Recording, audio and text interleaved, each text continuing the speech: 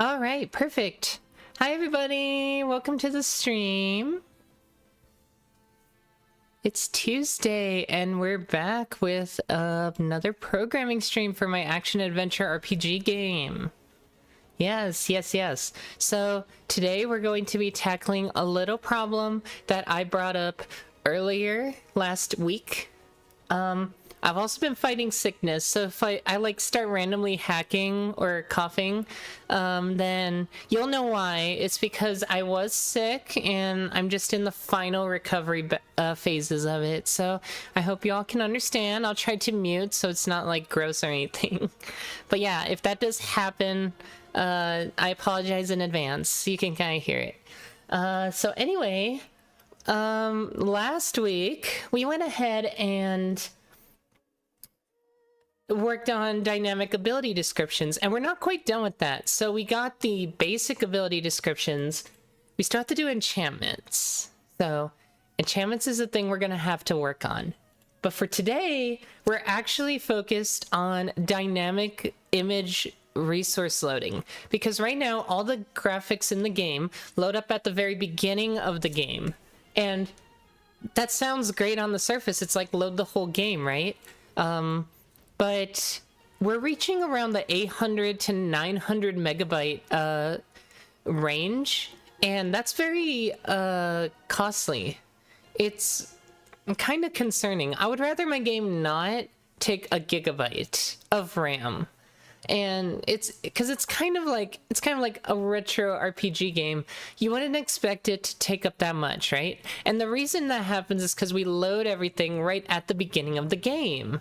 So I'm like, okay, well, what can we do to remedy that? So I'm in the Adventures in Lestoria CPP file, and one of the first things we call at the beginning of the game is a function called initialize graphics. Everything that goes into our graphics structure to load stuff, it's called GFX. This is like our global lookup table of every graphic in the game goes in here.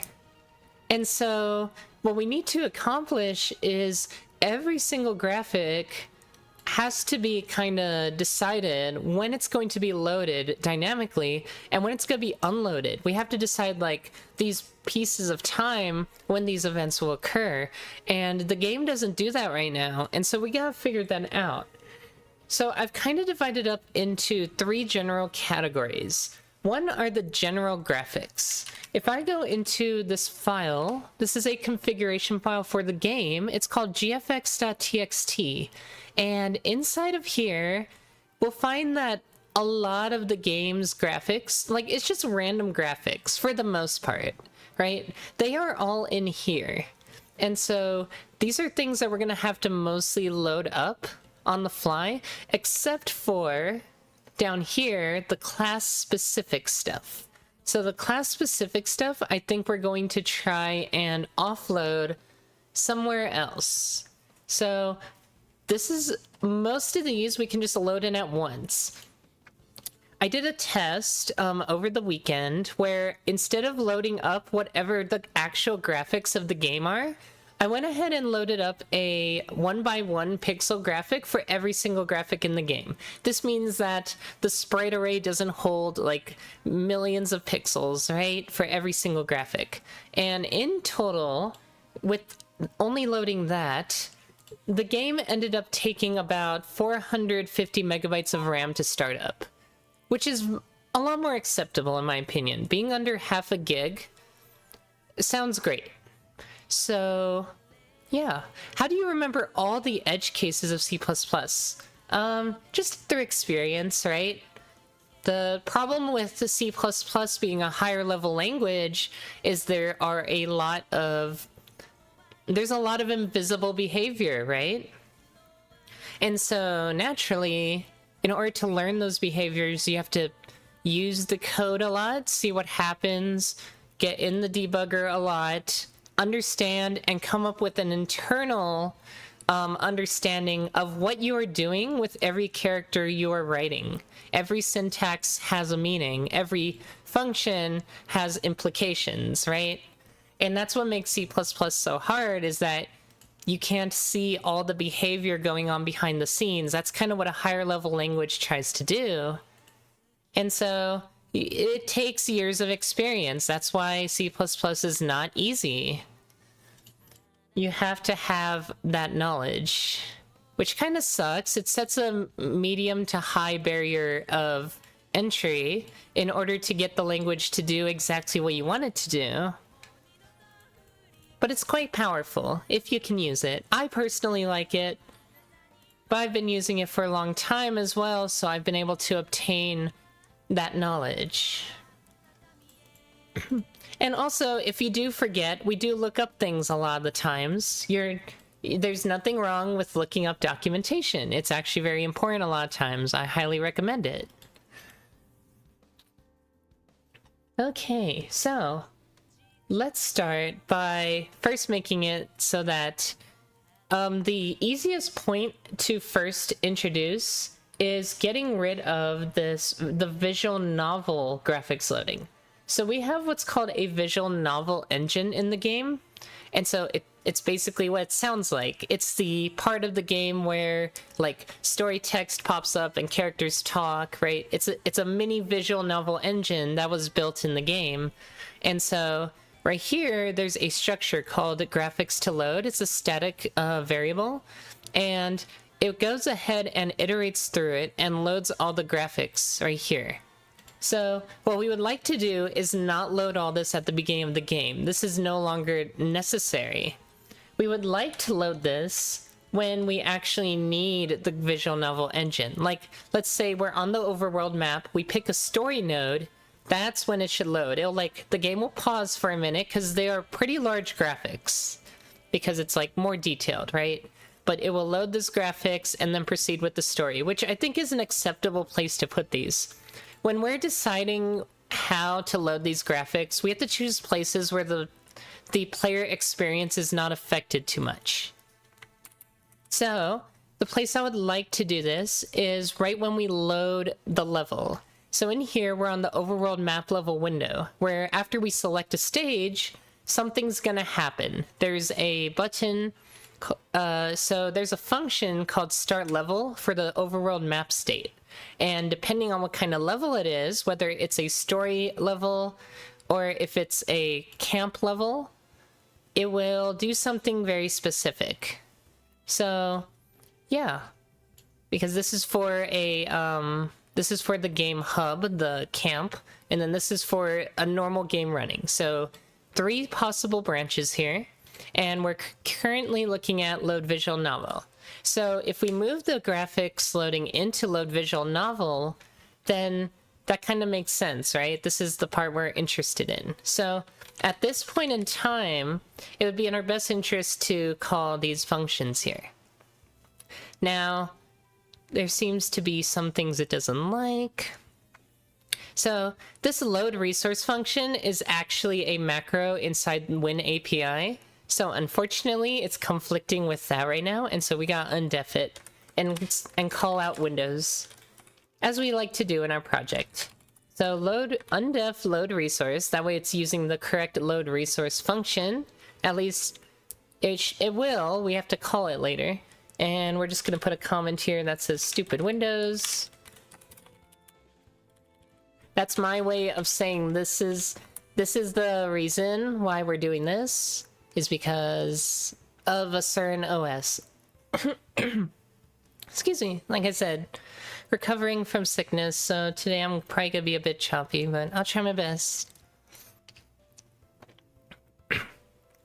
So now, I assume IntelliSense doesn't know where to look. So we're gonna pull out the game pointer here and call load resource that way.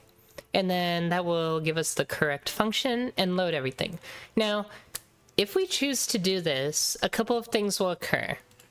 Firstly, what we want to do is be able to load it and then unload it. So we're going to have to make a new function called like unload resource, right? I think that's going to be required at this point.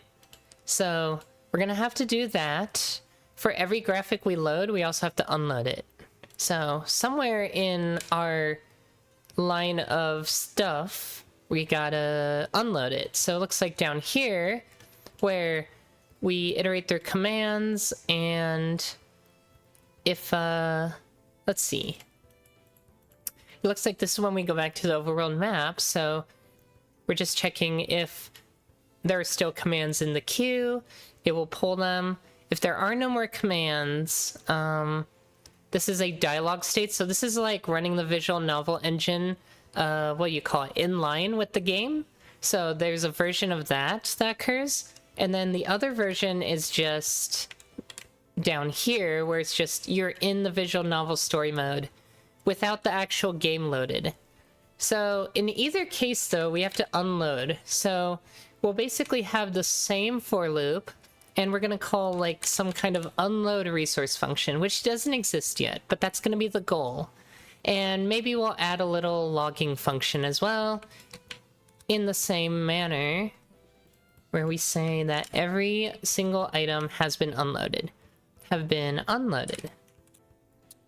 So far so good. That's like the skeleton or the idea, right? So now let's talk about what's actually in the graphics map, because it's gonna have to be populated, and it's a safe map. So the way I made the safe maps work is they get locked and then they cannot be modified. So this lookup syntax with the array operator or bracket operator, in a typical map, this would look up or initialize if it hasn't been created yet. But if we actually go look at the what happens in a safe map, because it's my own custom structure that I built a while back, an operator here. So we have a state variable called initialize. This is like the lock. When it's not locked, you can initialize it and it will add it to the map, just like it would a normal map. So this is the actual internal map inside of my safe map, and adding it this way will add it, of course. It then checks if the size has changed. If the size hasn't changed, this value has already been written to. So we'd never want it to write twice when it hasn't been locked. On the other hand, if it is locked, it needs to return, it'll just return it directly. It's basically an at lookup, right?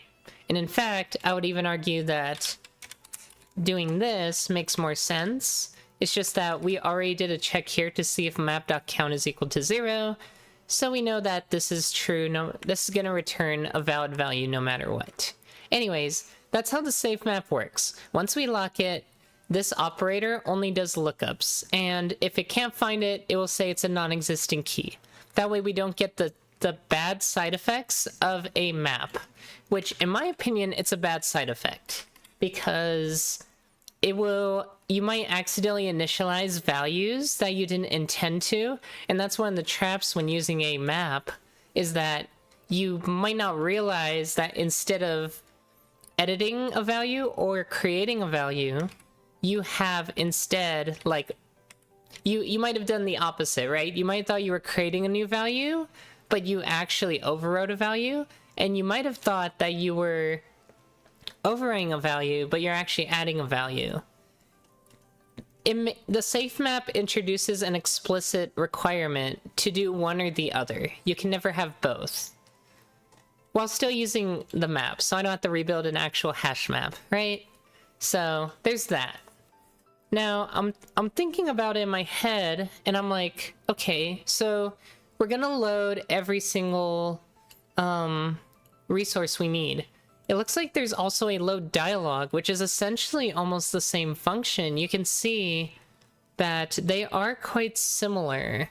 So in either case, we do have to load all the graphics. So I'm gonna move this macro up to here. And then I'm going to move, or copy this up to here. I think that's only fair. In either case, we have to load the resources required to display any graphics that are necessary. And for now, we're just loading every graphic that the visual novel could produce. We might have to narrow it down to only the graphics that are needed for this specific visual novel instance. So that's going to be another challenging aspect. Like, I'm expecting this problem to take more than a couple days to complete, because there's a couple of things we have to look at when we're talking about loading graphics dynamically.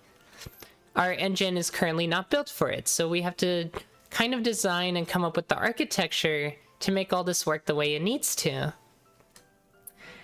And then down here, we're unloading resources, so I think we've got that covered. But what I was saying earlier was inside this graphics map, if we don't have these and they don't exist, we have to first make them. So we're gonna actually assume that they don't exist in the map and we have to create them. So we're going to reset the map, which doesn't actually, like, it doesn't clear it. What it does is it removes the lock. Oh wait, it does clear the map. Clears the entire map and unlocks the map, so items can be added to it. Let's try instead...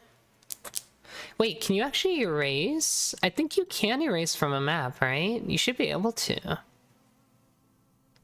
I don't think I've ever tried that. That's kind of weird. But there is an erase function, so I assume you can. That's fascinating. Oh, here we go. So we have the unlock function. By unlocking it, we can add new items to our map. So at this point, we're expecting this is a brand new image that hasn't been loaded yet. It should not exist in the array, so if it does, it will error out. So we're going to unlock the graphics array or map there. And then once we're done loading, we got also lock the graphics map. So we'll lock it down here. We just call set initialized, like so. And we'll do the same up here. Now that we've done that, we're going to go down here to unload a resource, and during this time we need to actually delete everything from the map, right? So, let's see here. Unload resource is going to take care of freeing the memory. Wait, but renderables are managed objects. They even use unique pointers under the hood, and because they use unique pointers, they will automatically be freed. So... because of this feature, we don't actually have to do any like memory freeing per se. We just have to delete the object from the map. So I would argue that all we have to do is gfx erase if it's contained inside of graphics to load, right? I think that's the way we would do this. So let's try that and see what happens. Now, graphics to load. We need to do a contains on it and see if it contains a specific image. So we are iterating through graphics to load, and then we're saying contains, and I assume the contains is the string. Yes, because it's a set of strings, image, but no, that doesn't make sense, right? It has to be from here, the GFX map. So it has to look like this. It has to be like gfx.contains, but that would be .count. Okay, so I think I know what we're supposed to do here. We're supposed to say erase once an iterator. And, well, actually, if we're iterating through everything, we assume that it contains it, right? So we're just trying to erase. We need to find it within the map, so we need to get, like, an iterator. So, an iterator through it, usually there would be, like, a find function inside of a map, which there appears to be, and it should return the iterator. So I can do gfx.find on a specific key, and then I assume it returns a pair, like, oh no, it's an iterator. So then erase, let's see, should be the iterator itself, or should require the iterator itself, I presume. It says erase standard map iterator. Now this is a const iterator, so maybe that's why it's not working. Yeah, there's no find for a non-const iterator, which might be what we need. Cool Fuamoko plushies. Aw, yeah, they're cuties. We love them. They're very cute. Let's see if we add a non-const find function, if that will work. So in here, I can see that it does call standard map find, and it's non-const, which is what I think we're looking for. I go back here and IntelliSense is happier with that, so I think that works. As long as it's non-const, it should be erasable. So by doing all that, I think we're now at a point where we've erased everything from the graphics engine we're supposed to.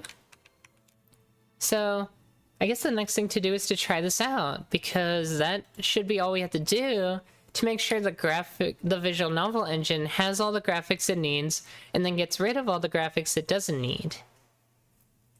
At least in theory. So there might be other problems, but we'll see when they come up. Like, what if we used some graphic novel stuff outside of there, right? It's very possible. Like, I was thinking about it, like, I hope that everything inside visual novel graphics to load is only stuff we have to actually load, because it's possible some things are redundant. Well, maybe that's not necessarily true. Oh, does erase need things to be unlocked? Will it break? No, it just erases. It ignores the fact that a map is locked or unlocked, which might be a bug. We shouldn't be erasing things if a map is locked, right? I don't know. That's kind of like, this is more explicit. I don't know if I want that functionality for that. I just showed up. What's the plan for today? So, we are starting to work on dynamic resource image loading for the game.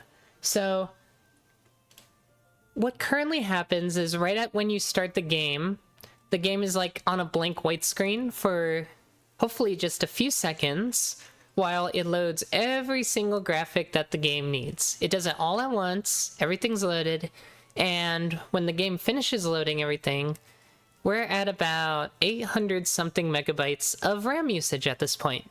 Now, I understand that RAM is that's very little RAM, but at the same time, we can do better.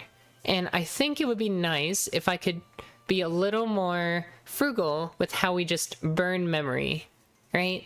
So I would like to get to a point where we are dynamically loading images only when we kind of like need them for the game. So you can see the game loaded. I've got diagnostic tools here. I'm actually going to bring it back to the side here. We're currently using 688 megs of memory. So right away we've brought down the memory usage, just getting rid of the visual novel graphics on the startup from 850 to a little under 700. So if I go ahead and load in, we're going to try and load into a story node that actually has a story. Technically it doesn't matter, but I'm just going to do one that I know is supposed to work, right? And at the moment we click this button, it should actually attempt to load everything. So let me pull up, I'm going to swap these two. Let me pull up the debug log, because what? What? Okay, I'll do this thing, yes. Yeah, so this will tell us that, like, they're loaded or whatnot, so that's fun. I don't know what that command history is, though. What? Okay, so you can see there was a bit of a delay, but it does say that 18 images for Visual Novel Engine have been loaded. So at this point, the Visual Novel Engine should functionally be working the same as if we loaded it. If we look at the memory now, it's back up to around 830 megs. You can see there was a big jump after we clicked that button and it loaded everything. So we're gonna just click through this real quick. You can see this is why there's more graphics memory used up, because of all this stuff. So now we try to end it and we see that it doesn't actually close. So why doesn't it close? Well, we have some assumptions here, like in draw, apparently it was supposed to keep rendering this and it can't find it.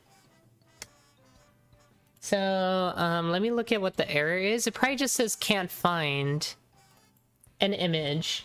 Yeah, trying to get a non-existent key, commercial or backgrounds commercial assets, forest clearing campsite. Now, this actually exists on file, just it's trying to render it. And I assume the reason why this happened is because right when we clicked the button, it does execute next command, which unloads all the graphics, but if we look, I assume it's up here, or maybe at the bottom, because it's in the foreground. Well, I assume, oh, it's in the state transition. So right here we have change state, and change state accepts a float argument.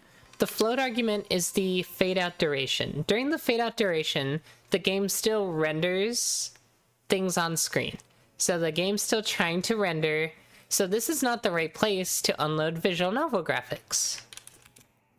So what we actually need to do is wait for the fade out to finish, and then unload the graphics. So I'm going to go to here, change state. We can see there is an internal underscore change state function when the fade out duration completes. So, or if fade out duration is greater than 0, it starts a fade out duration and is going to say what the transition state will be upon completion of this transition. So we need to look for when fade out duration ends, which is presumably in an update function, probably in game state like update or something. I don't see one here, so I'm not sure where it's gonna be yet. Maybe it's handled in Adventures in Listoria. So there's a couple of things we can do, right? Like, for each level, right now we load every single tile set for every stage in the game. So that's obviously a no-no. That's a big source of our graphics memory being used. The visual novel we're working on right now, that's another big source. As we saw, we lost like 150 megs of RAM just not loading it at the beginning. Adds a little pause when you're entering it, but I think that's more expected.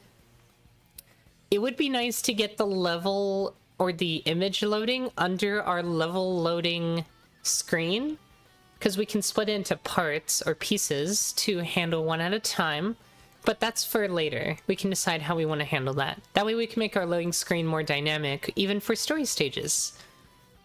Here we go, on user update for game state. So that's under, oh, I see. This is an override for every single one. So for state story is the one we're interested in for visual novels.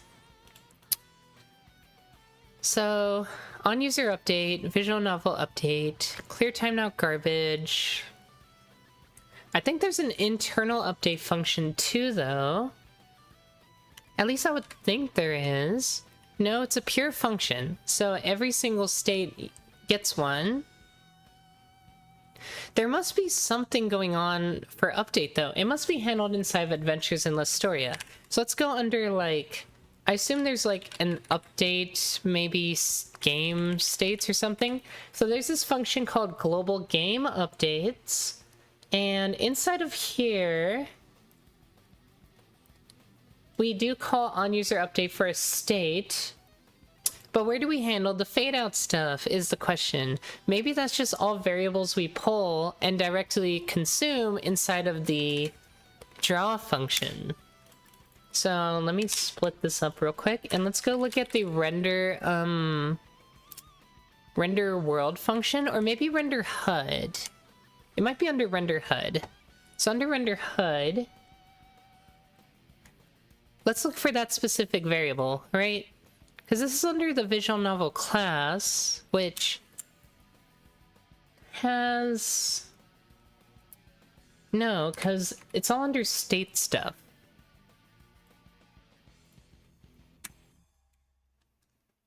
So every state has the potential to have a fade out timer, so maybe I should just search for like fade out and we might find something. I might have to look it up by, oh, render fade out. Okay, I don't think that's what we're looking for. Let me see. Game state. Let's see here.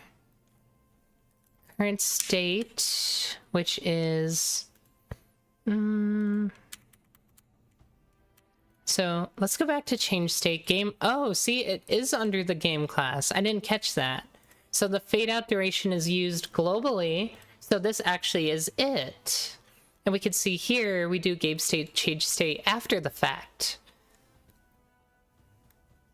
So what we would have to do is if fade out duration is equal to 0, then we would change the state. Okay. I would like to say that at this point, first, let's see if I assume the previous or current state is stored, right? So we can just say, if game state, current state is equal to game state, because it's like an enum inside of a class, so you have to be a little more verbose. What is this? That's not what I want. State, oh, that's not a thing? Maybe it's just state then.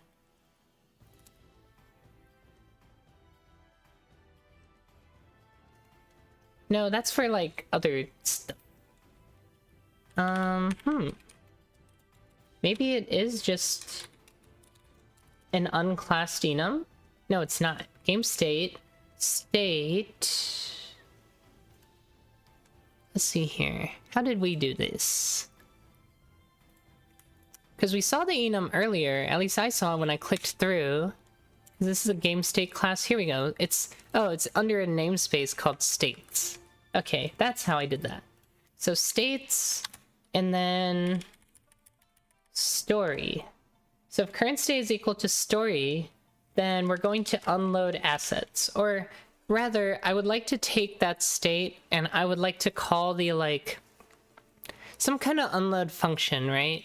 So under state story, we can add a new function called, like, inline void unload resources, unload graphics. I think that's fair. Make this, well, it's not virtual, so it doesn't need final. Oh wait, not inline, please. And let's go ahead and write out the implementation. So under unload graphics, we'll just call everything we had in that for loop originally under visual novel. So yeah, we'll take all this and we're gonna bring it over here.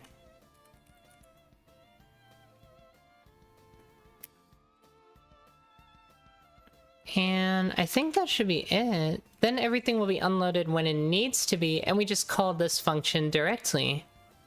So now we just say current state. Wait, what?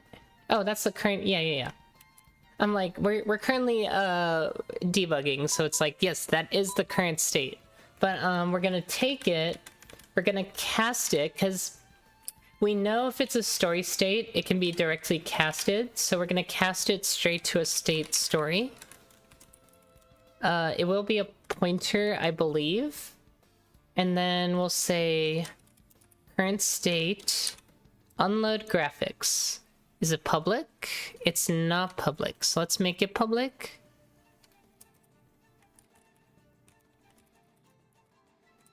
Apparently the rest are private, which is kind of weird. But maybe we don't need to access it anywhere else. Oh, I guess they're virtual, that's why. Hi there, Kyle. Welcome to the stream. Okay. It looks like state story needs to be forward declared because it doesn't exist here. So let's go ahead and do that. Can I get out of... There we go. Forgot the hotkey. So... Oh, actually I do need that real quick. So we're gonna forward declare state story. Because it's a pointer, so we don't need to know the size. So we're just gonna say...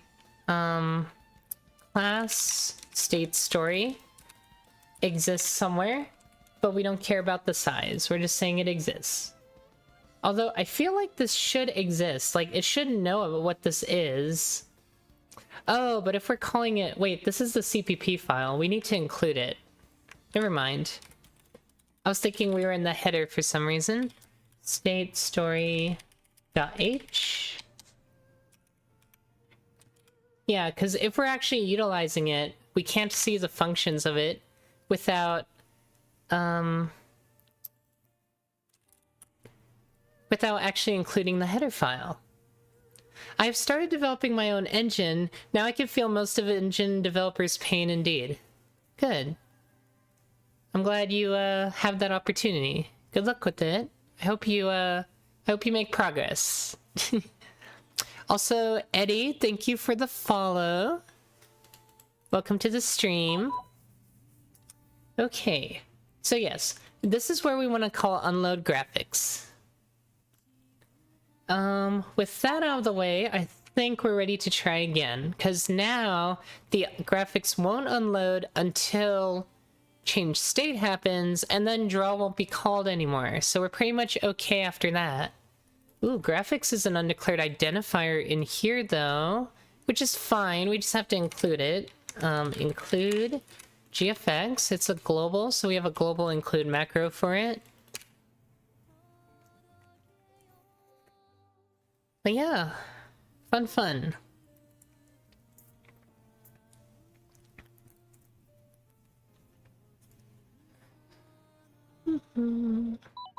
Alright, looks like incremental build. We don't need to do much, so that's cool.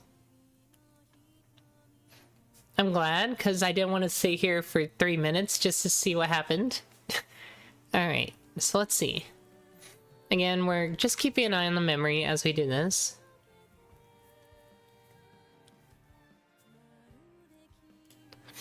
Let's go in here, and then we will go to the story node again. Story node loads. We're just gonna click through it real quick. Again, I do want to implement like a skip or fast forward feature. I think that would be nice. Maybe a log feature too. You know, the things that most visual novels have. Okay. Okay, it's trying to render a sprite that no longer exists. Let's see. We're in some thread. Okay, it looks like memory corruption, because if we're here, then yeah, that's bad.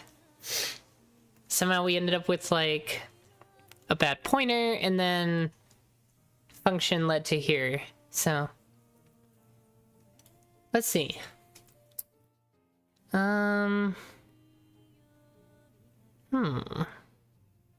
Okay, I think I know what happened.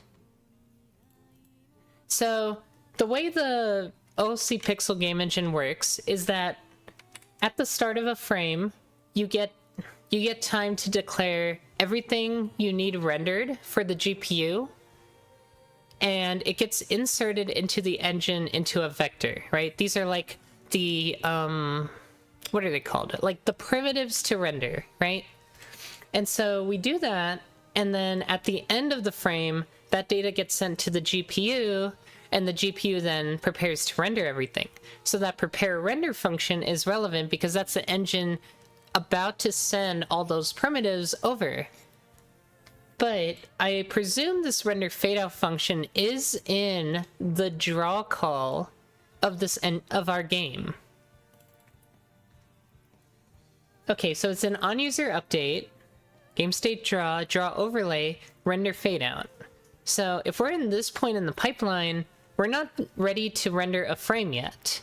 So anything that was prepared to be rendered here and here is now going to render, even if we unload it. So by the time we unloaded it, it doesn't exist anymore. And yeah, that's why it crashes. So because of that, we need to put this somewhere else, but at the same time, handle it when fade out duration is occurring. So maybe the best place to put it is actually in the internal change state function after we've loaded another state successfully. Either that, or we need to make a graphics to unload structure so that we can unload the graphics at a safe time. I'm trying to think what the best approach here is, because I think the way we would like to do this, obviously the fade out has to happen in front of whatever is being rendered. That's why it's at the way bottom, even in front of an or behind an overlay. because you render from back to front. That's the order everything gets drawn.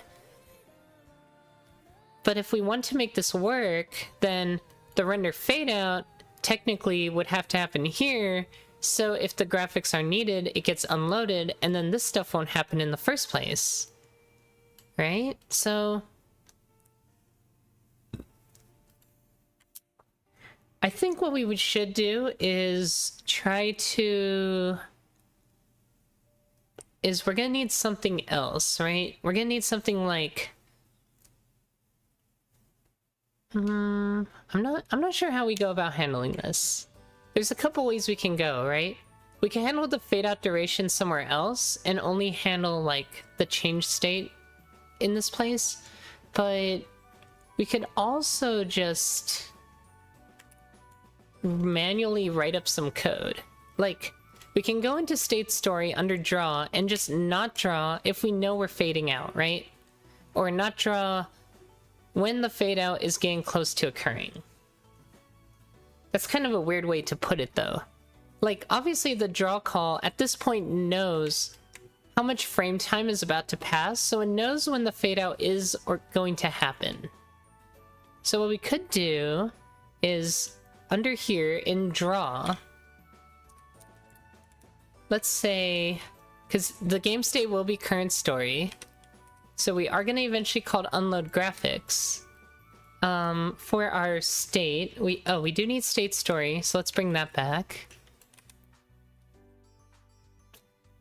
Although, I would argue this isn't always the case. It's not always state story. Technically, we can load this in the game hub as well. That's interesting. But we only needed this if we were going to call it from out here. If we're not calling it from out here, we don't even need that function. So I think we let's get rid of that include. Let's get rid of this function. And let's just utilize these two lines in there directly now. Because that would make more sense. Why do we need an external function? Regardless if it's in game hub mode or in story mode, in both cases we have to remove the graphics if the fade out is ready. So what we're going to do here is say if game fade out duration minus game get elapsed time is less than or equal to 0, meaning on this frame the game is about to stop the fade out. We no longer want to render, so we're just going to do this, and we're going to do an early return and not render anything. This is probably not visible, which is fair. We could make it visible. I think I'm deciding if I want to friend class it or not. I think we could friend class it. I think that's okay. We'll go ahead and friend class it. So state story. And then back in visual novel. Oh wait, visual novel has to see it. Okay.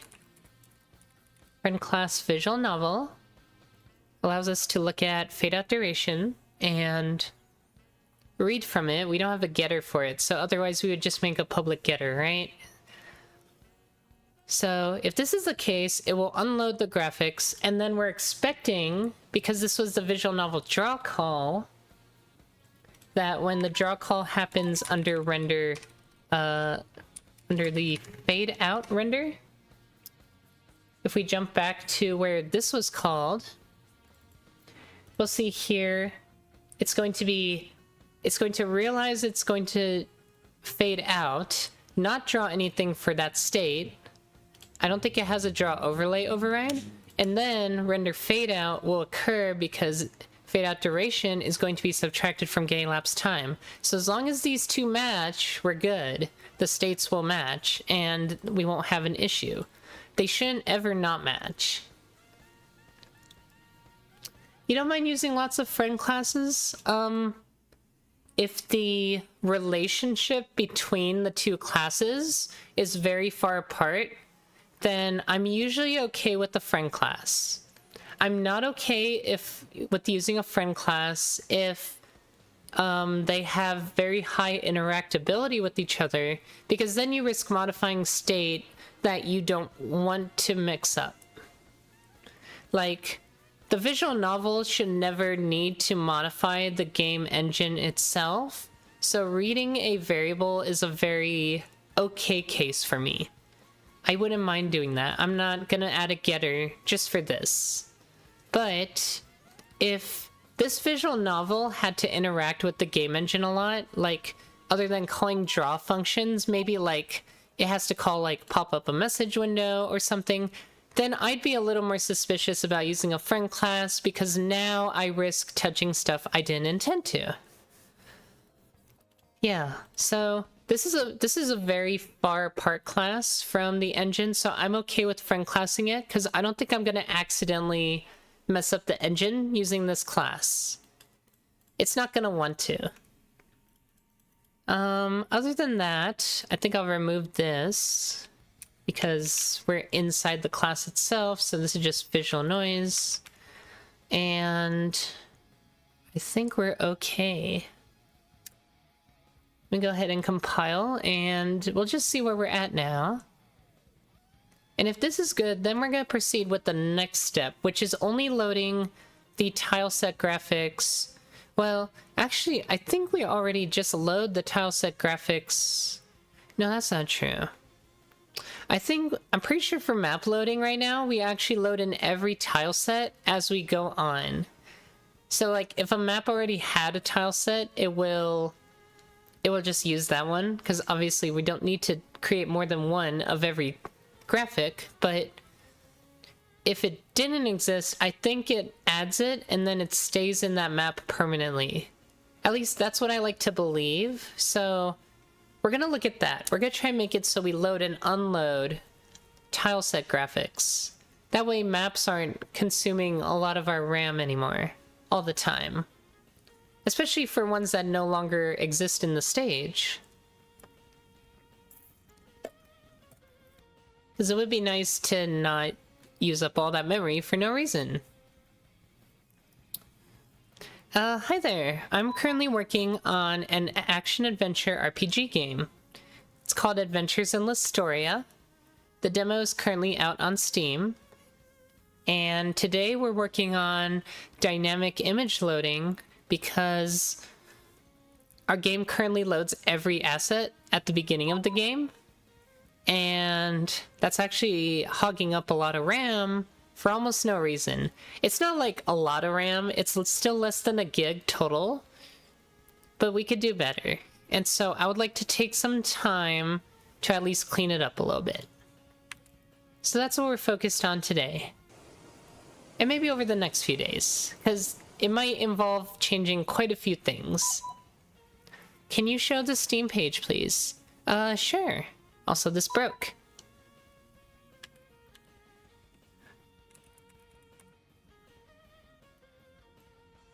Oh my god. My girlfriend got into this game. It's a game about putting away books on bookshelves. There's so many books. Sorry, it's so cute. But yes, you put away books. Here's the books. You just put them away. It's very cute. Anyway, yeah. So the game is called Adventures in Listoria. It's right here. This is this is the store page for it. So yeah. There you go. If you're interested, feel free to try it out and then wishlist if you like it. Hopefully it's out by the end of the year. Things are going at a pretty good pace right now, so I'm really hoping I can get it done by then. Okay, so anyway, unloaded. Oh, interesting.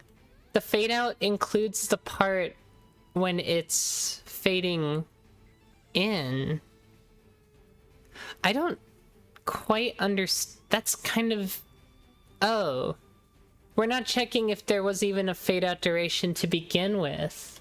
Okay. So the only way this works, and why we check it in the render fade out function on the other side, is the fade out duration has to initially be greater than 0.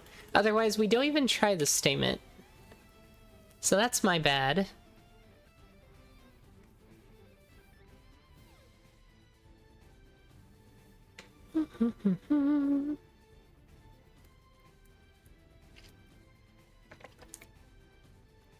Okay.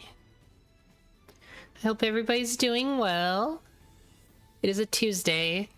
I haven't been able to stream lately because I was recovering from sickness. I still got a little bit. You can kind of hear in my voice, so hopefully that clears up over the next few days, but I was able to actually stream today. Thank you. Yeah, it's been like 3 years in the making, so I hope at least it's appealing to people that kind of like Secret of Mana games or like Zelda games, right? Kind of like that. At the very least, because it's kind of what we're going for here. Okay, so it looks like we were able to load and unload successfully from the visual novels engine.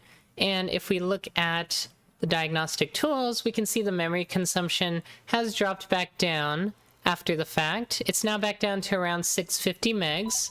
So when you load into Visual Novel, you're around 760, 770. And then once you're back down in here, you're back to 650. Thank you.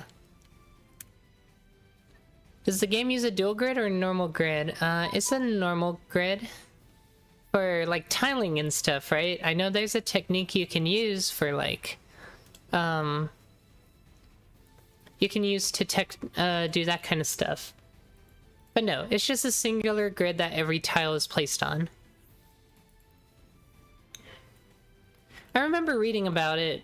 Specifically, it was somebody working on like a Godot game, and they were showing how you could utilize multiple tile grids. I assume they were like offset as well, and then that allows you to achieve various effects using graphics, which is fascinating and makes sense from a design perspective.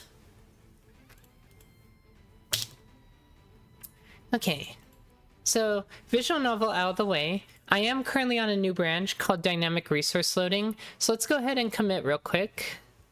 We're gonna call this Dynamically Load Visual Novel Assets. Again, if the load time gets bad enough to load any visual novel instance, then we'll proceed to do some further work on reducing that load time by only loading the graphics that are actually needed for that particular visual novel instance. One thing I should check is the visual novel engine popping up in-game, because that's also another important thing to bring up. It's crazy with dual grid, you just need to draw 5 tiles.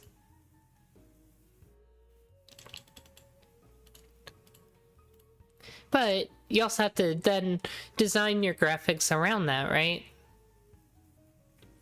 Which admittedly for our game, we don't really have like an in-house artist, so instead what we would do is use pre-made assets, which is just 9-patch. You're very typical, right? Let me check. Yeah, let me check this real quick. Let me just do this. Okay, so you can see when I open up the visual novel engine in-game, there is this pause. Ooh. A previously set value has been overwritten, so they don't get removed. That's interesting. Okay, that is fascinating that they don't get removed. Maybe because it doesn't have a fade out time. Yeah, if it doesn't have a fade out time, then yeah, they don't get removed. That makes sense. Okay. So I was trying to re-add the graphics, and my safe map system kicks in, which said, hey, you were supposed to create new values, not overwrite values. So that's why we have a safe map. It makes our intent very clear what we're trying to do inside of our map. Insertion versus modification. So it looks like this doesn't work in-game. So what do we have to do instead? We're gonna need this well, these two lines somewhere else. Let me see. How about we go to... So it would be under state... Well, the visual novel engine is still active during that time, so I guess it just depends which state we're in that determines that. Because up here we can see we have load visual novel versus load dialogue, and the only differences between these two is which state we're in. Dialogue state versus a story state. And so we can interrogate which state it's in to determine what we're supposed to do. In the case of the visual novel state, we get to do this. So first we say game state, current state is, I want to use the actual function, is equal to state's story. Oops. Give me story, please. Then we do this. But if it's not equal to this, then we have to go ahead and do something different. So instead, we would do it in execute next command, and you can see we already have an if statement for that. So we already have the branch we're interested in. We can go ahead and do... Oh, we even have a dialogue finished callback function. That's fascinating. But yeah, let's just do it right here. Unload the graphics. And that should be that. No, I appreciate the questions. I like discussing game programming and design with folks because, well, it's what I'm doing. So I love to engage with viewers who are interested in that kind of stuff and want to learn as well. The game does not have a z-axis. It's strictly x and y. But okay, yes, it has an artificial z-axis, but it's not rendered in 3D, if that makes sense, right? So the game just tracks a z variable, and if the z is high enough, then the creature or player will be rendered in the air. So for example, if I go to my warrior class, we have what's called the ground slam ability, and the ground slam ability will make it look like you're just jumping into the air, right? And it renders like a shadow as well. So if I use the ground slam, you can see just up and down, right? That's how that works. So there's a z-axis, and the game interacts with that. It just checks if your z matches whatever the z is of the target bullet or whatever, right? Okay, so we can see that the images have been unloaded in the debug info. So now if I click it again, it'll reload the assets, blah, blah, blah. So yeah, we can see here the memory usage goes up and down as I open and close that dialogue, which is fine for now. Like I said, that little delay is a little jarring, but maybe we'll try to fix that a little later. I think this is just a good crude starting point, right? So I'm gonna go ahead and say fix in-game dialogue dynamic image loading, image loading for visual novel engine. And that will be release build 13671.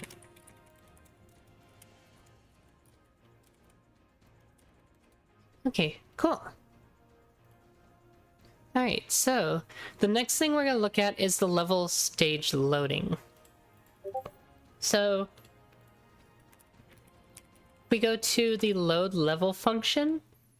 In prepare level, let's take a look at what happens. So we have reset level states. Oh, I think I know what happens. At the beginning of the game, every level is looked at, and then the tile sets for each are initialized. So if I go to, I think it's called prepare level. No, not prepare level. Initialize levels. There we go. Yeah, there's a function called initialize levels where every level goes through initialize level. So inside of this function, let's see. Okay, that just does whatever. That just grabs all the data from the TMX file. And then after the tiled, yeah. So after that we have like backdrops and foredrops, which are two sources of graphics, and setup level. I think this is where the big stuff happens. Okay, yes. So this is tile set stuff. And basically how this works is it tries to find a tile set. And if it doesn't exist, it will add a tile set. And at the same time, it's making a new renderable object. So these renderables are not actually stored in GFX, that global resource thing I was talking about earlier. These are actually stored inside of map tile sets itself under the tile set member as a pointer. So this is where I think we might have issues, because I'm thinking about it and I'm like, okay, it doesn't exist, so it gets added, so it's stored here. But that doesn't mean we necessarily need it right away. Like, it might have to get loaded. So now I'm starting to think we need to load it in order to process the data, because there's like, let me see here. Actually, all the data comes from the TSX parser. We don't need this quite yet. It's just the graphic. So I'm thinking if we remove this member function and we just keep like the string that it's based on, like here's the actual file. I feel like we can just go that route.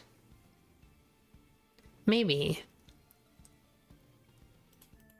So now I'm wondering when this actually gets populated, because here, yes, it's a new renderable, but when does that renderable get loaded?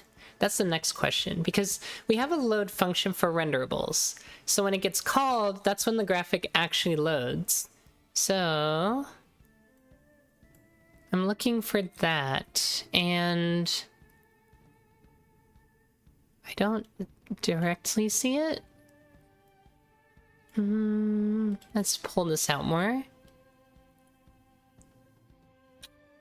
I'm not really seeing it. Like, it is referencing the decal, which means like the pointer does get loaded at some point, but when does it get loaded is the question.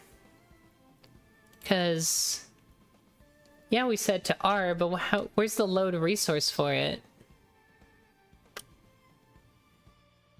Oh, right here. Okay, cool. So it's down here. Right. Okay. So what I need to do is make it so... Oh. Map path does not exist. Auto-generating mock-up texture. Okay, that's interesting. We have a mock-up texture. But basically, we don't load it right away. We just say that it's a path and we're going to do something with it later, right? Like, I would argue I'm going to take this map path and that's going to be stored inside of tileset now. So I'm going to go ahead and adjust this member to no longer store a renderable pointer, but to store a standard string. The image data will not be held inside of tileset data any longer. I think this is the correct play. So now that we've modified that, we've changed a lot of different aspects of this. So we're not going to load it right away, so we're going to be getting rid of all this. But we are going to do this elsewhere. If there is a game pack, we load the image that way. If there isn't, Well, see, this is kind of old code too. We do all this using the load resource function now. So all that goes away. And we don't even need this anymore either. At least I would say this is an error if map path does not exist.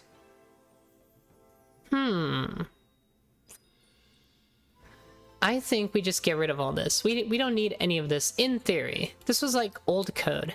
This has probably existed for a very long time. One moment.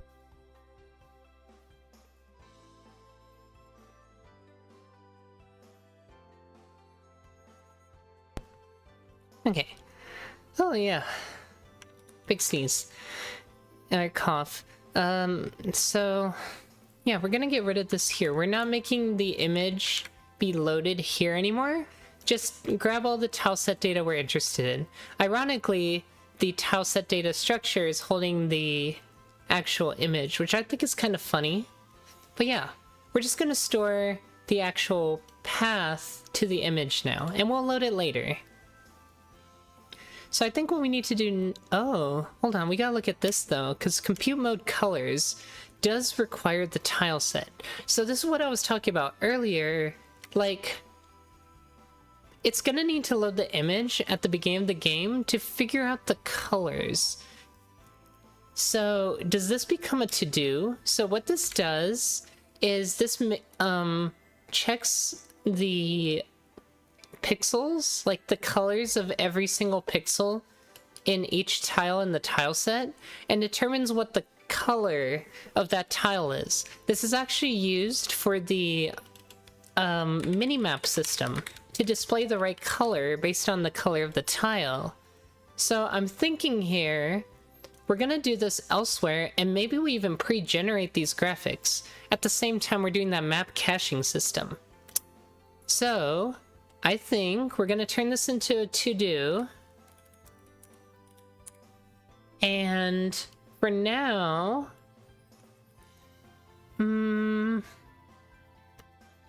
let's see here. So this is supposed to be how many tiles are in the map. Like, it's supposed to know. I think we know how many, what that is. If we just, I'm pretty sure we wrote that down. Like, isn't the data not in here? Tile columns. So there's columns. Tile height, tile set, which is the string that we just made. I feel like we should store that data in the tile set data itself. Like, it should be known how many tiles large the map is. So that's interesting. Let me see. Tile set, get data, tile height. Let me see what else is in here, because we might just be able to pull it out. I'm pretty sure in TMX it tells you. Image height, yeah, even the image width and image height is in here. So you can figure it out that way if you didn't want how many tiles wide and high something is. So yeah. Let's just look at the tiled format real quick. Maybe not in here. Let's just open it up in code real quick and take a look at it that way. Okay, so let me close web dev stuff and let's just look at a random map. Campaigns, and let's look at this map, sure. So here's what the TMX file looks like. So the thing we parse to figure this out is right here. It's got a width and a height to determine how many tiles wide and high it is. So why don't we just grab these two values? Obviously the tile width and tile height we already include, but if we can just grab the width and height of the map directly, why not? So let's see if we can do that. So under get data right now, obviously it's not in here. We just have image width and image height, which is not as useful in my opinion. So let's start here and get this tag updated first.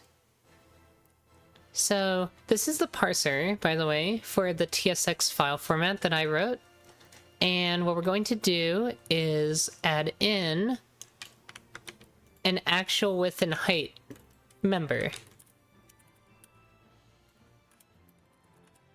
Because all this information could be useful in some way or form, right? So we want to be able to grab that, the width and the height. And then the actual tags that you're hiding behind are, let's see. So it should be under map. Yes, so the map tag. So the map tag is located somewhere, I hope.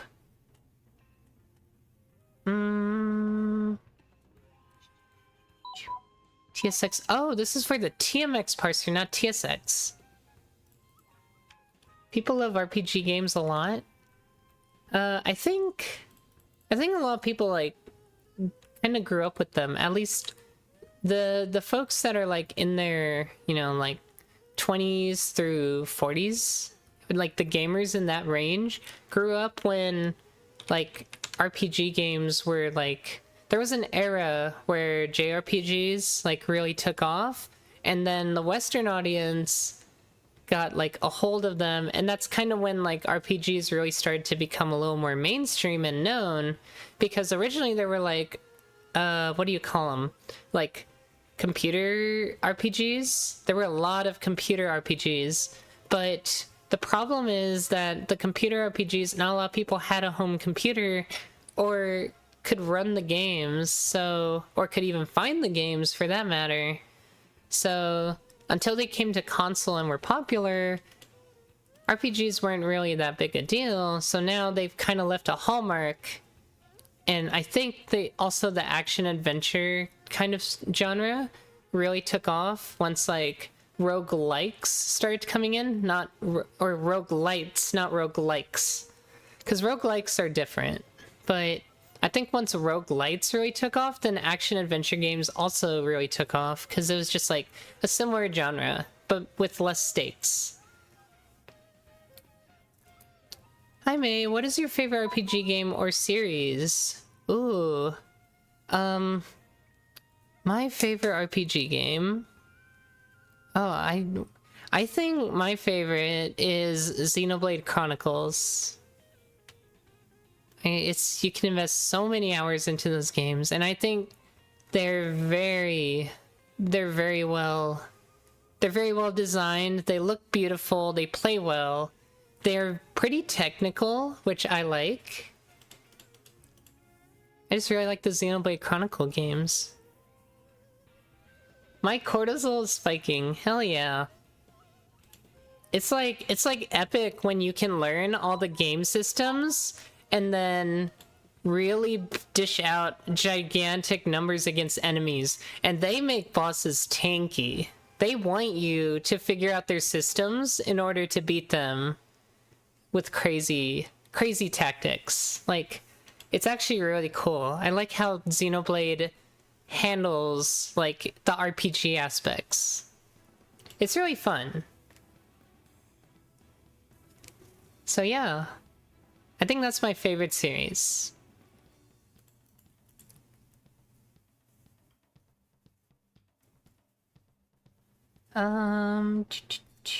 Okay, so I think this information is not in tile set, but I'm gonna double check.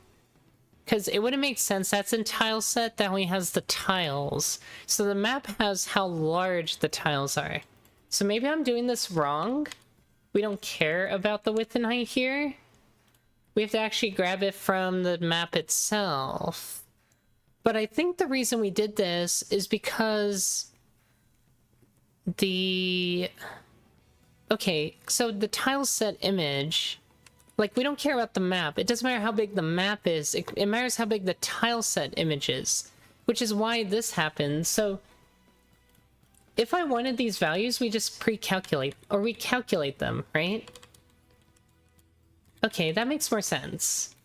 That's why there isn't a width and height, because it's probably not included Although, now that I think about it, I feel like it should be included. Why would it not be? It's an image. Alright, let's take a look. Let's go to... It should be in campaigns as well. No? Okay, maybe not. Maps? Okay, maps. So any TSX file. Let's see. Tile width, tile height, tile count, and columns. So that's how they did it. Is they specified the number of columns and how many there are, and you can math out how large... Basically, if you take 192 and you divide by 16, that gives you how many rows there are, right? Yeah. So that's what they want you to do. They want you to use the tile count and the columns value. Okay, interesting. So we can still calculate it. So if I go down here and I go to... So it's under the tile set object. Tile set. Here it is. Tile set object. Okay. So this is where we would do it. So basically, the width and the height are calculated by taking... So the width is calculated by taking the columns. That's easy. S2I it. The height is taken by taking the tile count divided by the columns. So it would look like this. Oh, I replaced the width. Again. Okay. So it looks something like this. And now we can just use that information. We don't have to calculate it ourselves. We don't have to store the tile. I guess I never saw tile count to be useful, and I couldn't understand why. But that's how we get the actual width and height. So in here, we can now kind of do that. If we go to compute mode colors again, in theory, we have to load the image. We have to like load the image to figure it out. But I figure we might as well cache it. So we probably don't need to do that. But for now, I'm just going to make it so it iterates through and renders them as black. We're going to break mini-maps for a little while. But that's fine. I'm not worried about that right now. So we should be able to access the width and height members now. They might not be visible. No, they should. Oh. I forgot. There's like a tile set data structure that gets copied from the map file, which is a little annoying. Width and height. It's a little dark in here. Like my camera has upped the exposure dramatically. Maybe I should open a blind.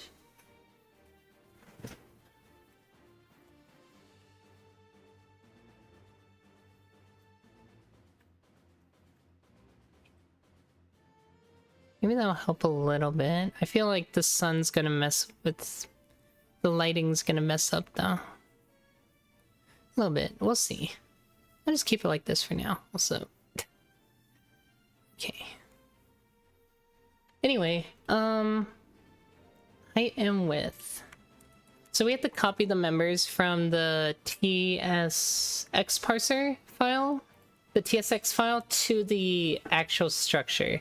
It's kind of weird how I've done this, and I think the logic was the file's only going to be read one time, but we have to actually store it somewhere. So that was like the whole idea behind it.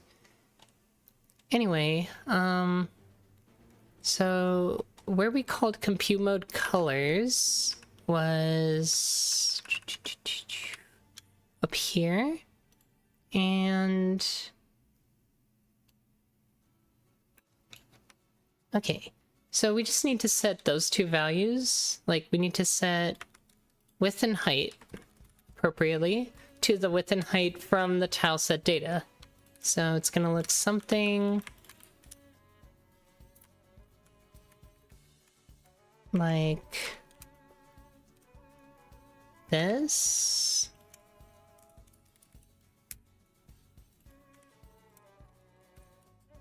Yeah. So just copy them over, and then that tileset data will now be available inside of compute mode colors, which then this works, which at this point we don't have the image. So all I'm going to do is insert a black pixel. Everything shall be black, at least for now.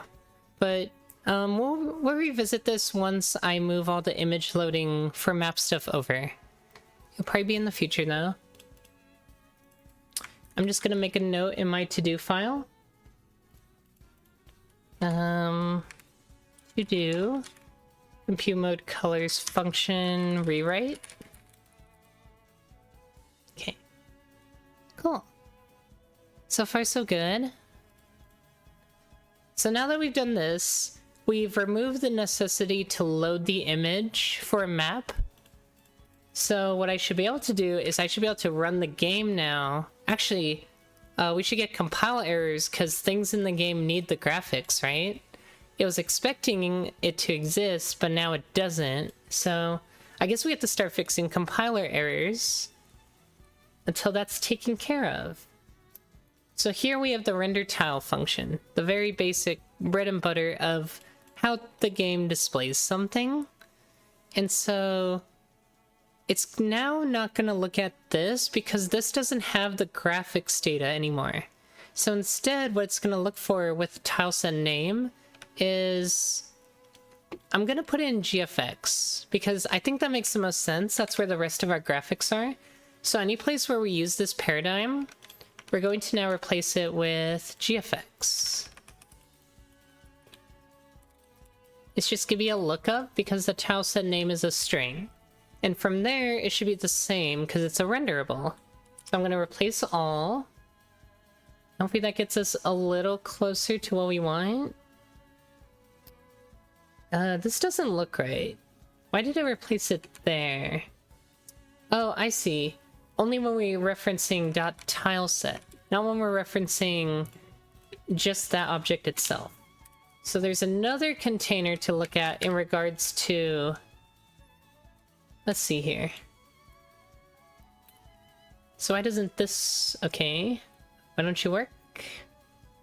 Oh, we have to do like dot sprite whatever. Which I could do manually, but I think I'm gonna go all the way here. Let's see.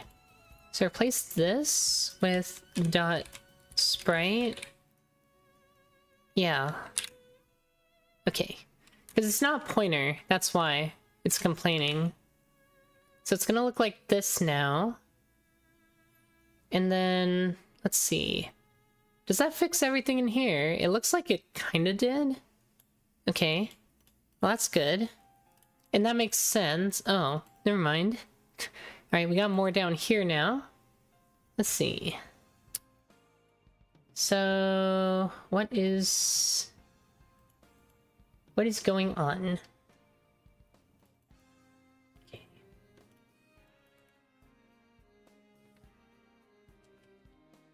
IntelliSense is freaking out. Okay, so... Oh, I see. And then the decal versions. So we have to do that too. Decals are the GPU-based versions of the images. So replace those. And then we should be a little closer to working.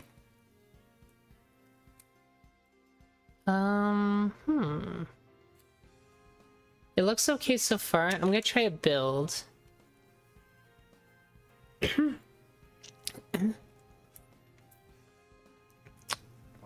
Okay, so it's complaining about strings, so that's fine. We're expecting that. This is the same issue. Oh, I see. It's using tilesheet.tileset_name. Fascinating. I wonder... Oh, because it's rendered tile. Yeah, that's fascinating. So it should be tilesheet dot... Well, yeah, okay, that makes sense. It's kind of, it looks kind of ridiculous, but it's because I call tile render data a tile sheet value, so it's like tilesheet dot tilesheet. What the heck? It looks super confusing. Okay, so yeah, that's kind of poor design. We might want to like rename that at some point, because that's not what that is. That's like render data. Okay, so I put dot sprite, and then in here I need to change it to GFX. It's gonna look like this now. And tile set. Cool. So replace that. Oh, oops, I did it on the wrong spot. One more. Tile set. Oh, oops. Okay, one more time. There's no tile set name now, it's just, or tile set under tile set name. There we go. Just getting confused. Okay. And I guess there's one for decal as well. So we'll fix that one. Okay. So far so good. Then we're gonna go down here. I did expect this to be a pretty big refactor, so, because obviously we're messing with the internal graphics of the engine, so we get to see, like, really deep how things get rendered in this engine. Okay, so, once again, we got one of these. So we'll replace it with a member and GFX instead. No dot tile set. Like so.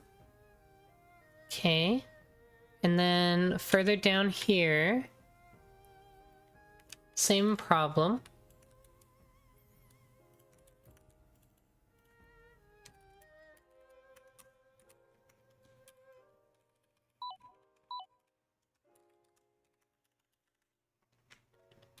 And then get rid of tile set.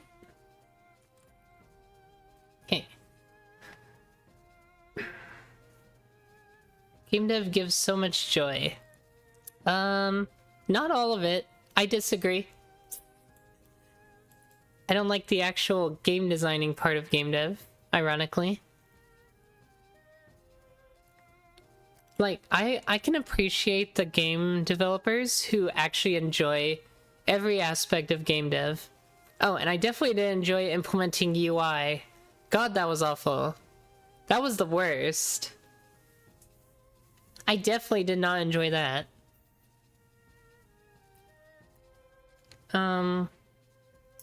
Okay. This map is not gonna exist anymore. So yeah, like, we don't need to delete the renderable. You don't have to free the memory manually anymore. Game design is my favorite part. I'm an ideas guy. Cool. Yeah. I'm not. That's why when this for this project to take off, I basically had somebody be like, hey, I was like, hey, somebody give me a cool game design for like a medium-sized project. Nothing too crazy, just like maybe like an SNES game level of complexity. And so, yeah, that's basically what I got from one of my longtime friends. It's like, hey, anybody got a cool idea that I might actually enjoy implementing? Right? It's kind of how it gets started.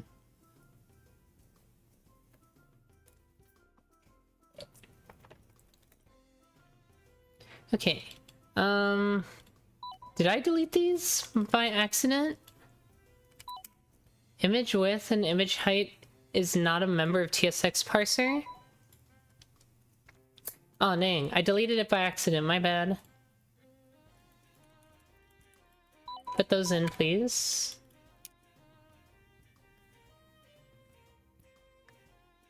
How can you stand up being able to see the whole line in the IDE?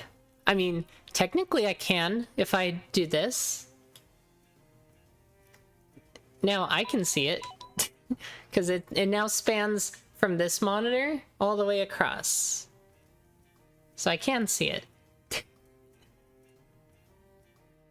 Usually when I'm not streaming, I'll usually code with like 3 very large wide windows instead of 6 smaller windows. Just one of the luxuries of having ultra wide monitors. Trying to get a non-existent key. Okay, I mean that's fair. Where are we getting it from? Okay, so we haven't actually loaded anything yet, so if something actually wants this, it's not gonna be available. This is under... Oh, so it's the next thing down. It wants to actually do image stuff. My dream game is a Fire Emblem style RPG based on the Boston Molasses Flood. What? It was a molasses flood in Boston? Fire Emblem plus Gangs of New York. What is this? It sounds silly. But you know, I was talking about it like, sometimes the simplest ideas it doesn't have to be anything like that already exists. You can be like really, and in fact, I think to even survive in like the indie game space in terms of being successful, you kind of have to be like creative and find things that have not really been created, right? Like that librarian game that my girlfriend is playing right now. I'm like, I don't think anybody's designed a game where you put books on a bookshelf and like sort them and stuff. I thought that was really cool. But yeah, it's pretty cool, right? It's funny. Anyway, okay. So let me think here for a minute. This is to optimize a map. So what this does is it takes every pixel of an image and converts it into a giant map. Now, I'll be for real with you. This is only done for the overworld map, because if we look at the overworld map real quick, the overworld map is actually made up of very, very tiny squares. They are like, I think these are 8 by 8. And so you can imagine if you're trying to render this overworld map, like this is actual size. No. 1, 2, 3, 4, 400%. This is actual size, and usually our game screen is like, I think it's like 240 by something, so it's about this size, right? That's a lot of tiles to render, and actually it slows the game's frame rate down quite a bit because that's to render so much. It doesn't look like it, but it does. So what we do is we optimize this map by generating the image on the fly. But I'll be for real, this should just be something done in a separate program. I shouldn't have to have this running at the start of my game. That's just kind of unnecessary. So, and Tiled offers a way to export as well, but I can write my own too. So we'll revisit this aspect of it because I would like that to become more automated. But it being right here doesn't really make sense right now. So for right now, I think what we can do is just... I guess for now, I will just actually export as an image. Well, then there's no tile data, which is kind of confusing. So the tile data is kind of important still. Yeah, I don't know what to do about this yet. But like, obviously it has to read in the graphics data, so the graphics data for this map has to be loaded. So maybe we'll just do it manually for now.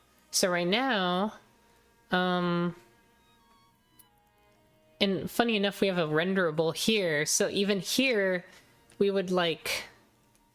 I'm okay with doing this for now, but we do need to actually load the map, because the map isn't available at this point in time. So the map actually comes from in here, GFX, so it has to be in here. So we know that much. So let's just go ahead and try and load it. So I'll do load resource. And again, it should just accept a file name, or... No, it needs a renderable. Hold on. Yeah. This is a renderable. And then what? What's the other argument? Other argument is the image path. So that's tile set name. And that should be everything we need, in theory. I don't know why this is completing.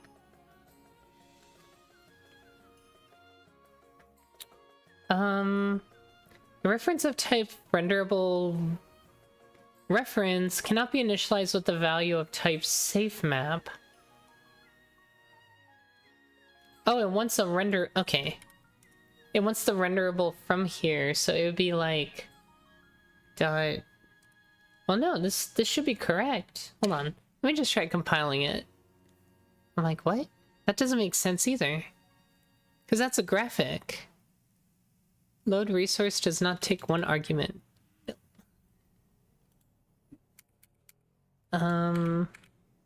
It's got more than one argument, I promise. Oh, is tilesheet not defined yet? Hold on. Tilesheet is defined here. Oops, okay. How about we go down here and do that instead? That would be nice. And then once we're done, we can unload the resource. So, get through the for loop. I guess tilesheet wants to be out here. I actually don't know why it's in the for loop. It doesn't really make sense to me. Oh, tile ID. So it does it for each tile. Get tile sheet. Tile sheet data. So we only have to do this one time. Okay, how about this? If not count, right? Or not GFX count tile set name, then we'll do that. That way it gets loaded once. And that's it.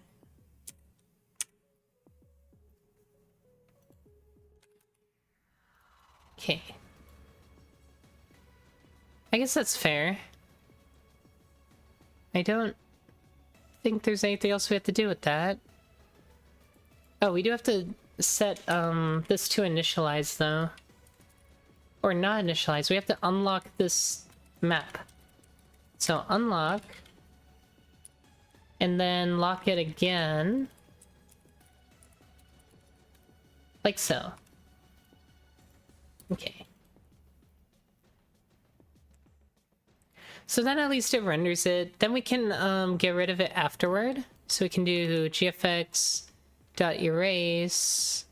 after.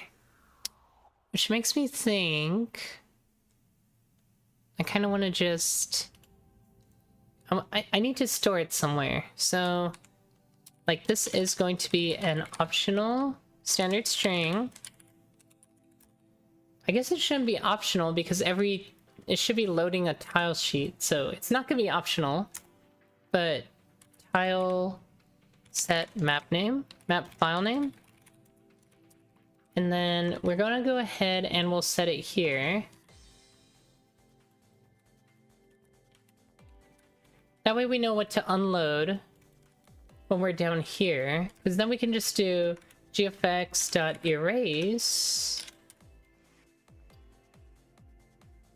this right here. Or, excuse me, the variable we set.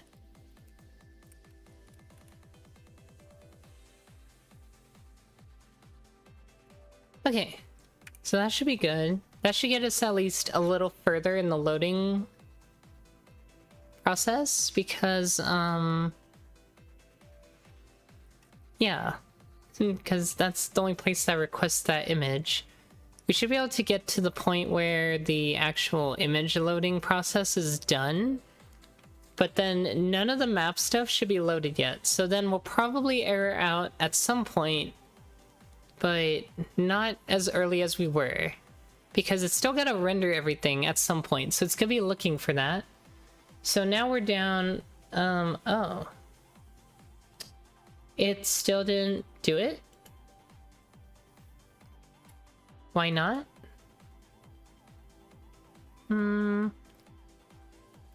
Weird.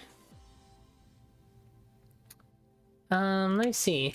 Let's see what this actually does. Okay, so it literally just calls renderable load, so it should be available after that point. Okay.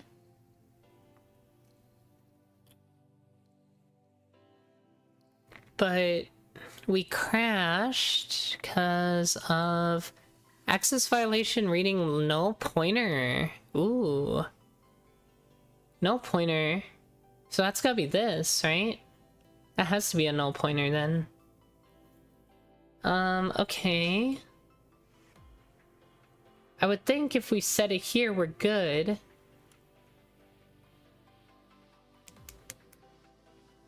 Weird, okay. Maybe this doesn't exist in...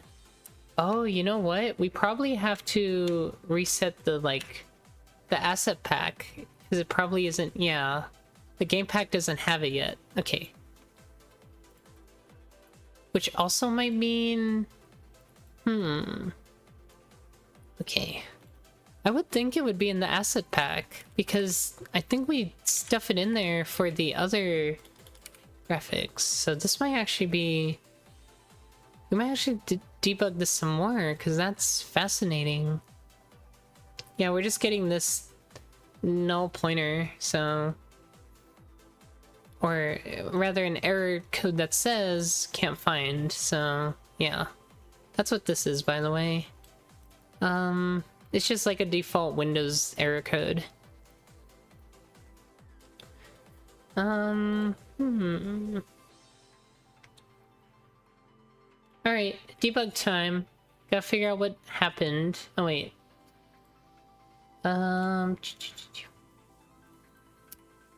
Yeah. I'm actually gonna breakpoint right here. We'll see where that goes. Because I have a feeling... So far we've done everything okay.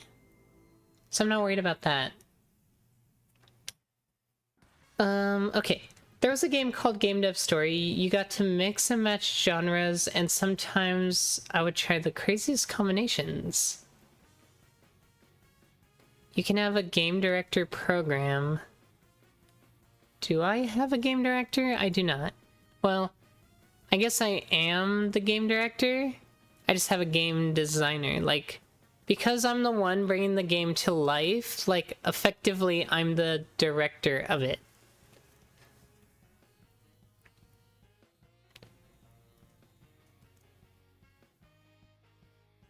Because when it comes to the graphics and the composer, we have other people that are doing them, doing the music and the graphics.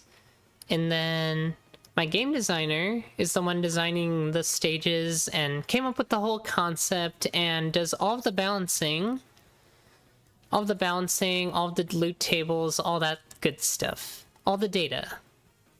So yeah, we got a pretty good system going.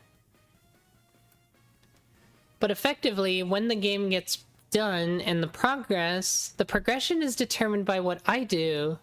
So if I do nothing, then the game doesn't have any progress, because the game wouldn't exist if I didn't make it.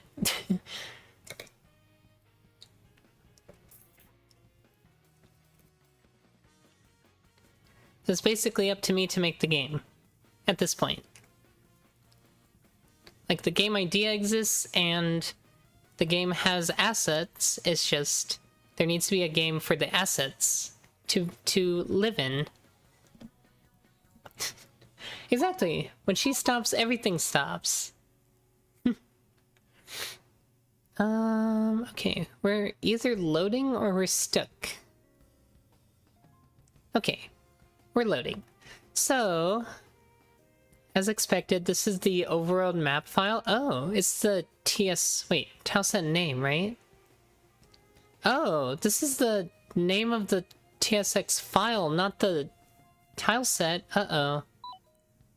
Oh, is this where I messed up? Okay. I understand now. This is supposed to be, this needs to be under tile sheet dot... No, that doesn't make any sense. Hold on. Get tile sheet. So tile sheet data should contain a tile set.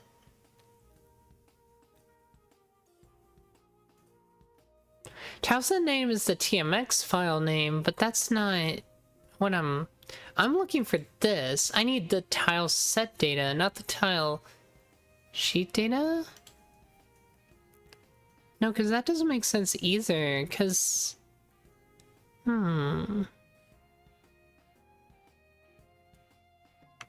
Okay, interesting. Hold on.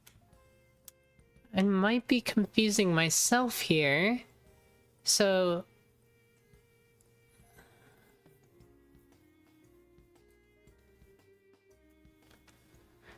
for the tile sheet, it's supposed to be like we have the map name, which is fine, and then inside each map is supposed to be all the like layer data is supposed to contain all the image names. So yeah, I must have screwed this up. This is a little different. So prior to this, oh, we look it up in map tile sets, and then .tileset has the tile set we're interested in. That might have been meant that my find and replace was a little overzealous, and probably I should have not strictly replaced all those. Oh shoot. Okay, we're probably gonna have to pedal back a little bit, because that's not good. Yeah, I thought this was irrelevant, but actually this is very relevant. So like if I were to just use this right now and place it here, right? This is the tile sheet name or the graphic we're interested in, I think.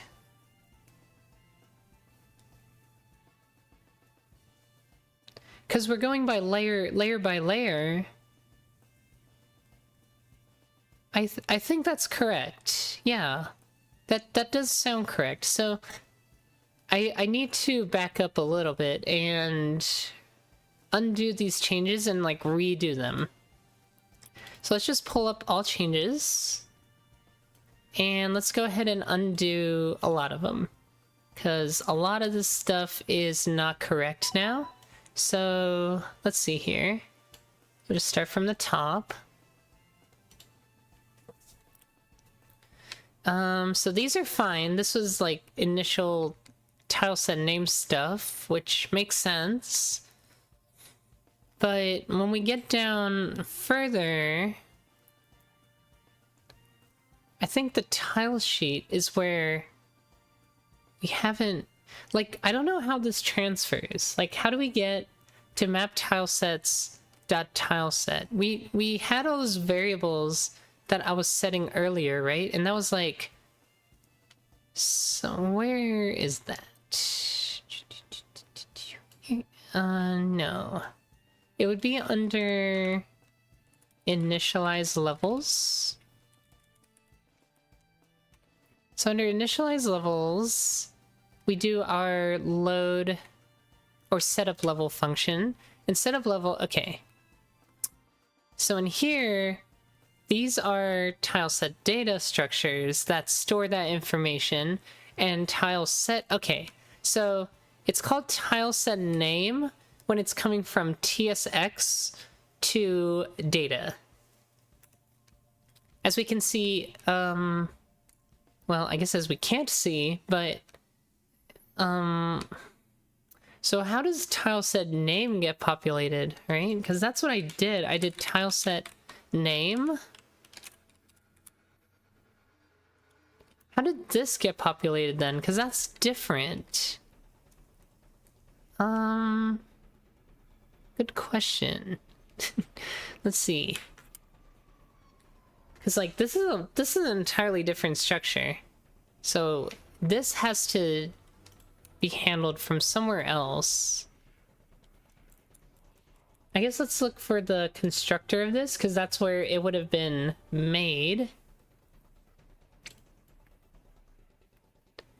And that's kind of what kicks it off. But where does this get, where do these get stored? Right? So tile sheet, like, tile sheet is just the tile sheet data, and tile sheet data, where did this come from? It called rendered tile. Rendered tile gets called in here, where it obviously renders.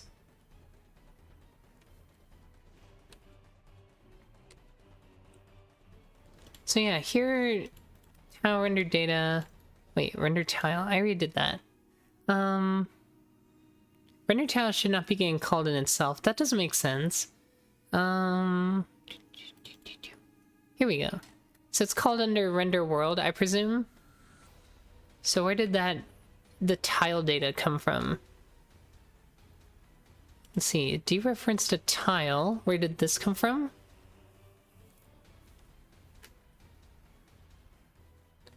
For my map loading situation, do I have a program that handles the loading and map logic? Oh, it's just all done in the game. Yeah. Like, my game designer designs the maps in tiled, and then I have a bunch of files that will take all that information and turn it into actual game stuff. It's all hand-coded. It's all handmade. Which is part of the fun. That's what I enjoy doing, and that's why I do it. I don't actually enjoy making the levels or anything. Okay. Tiles with collision. So where did this come from? Tile rendered data. Pointers. Like, I need to figure out where the source of this information is from, because that is how we go about solving this little issue. Oh. That didn't work.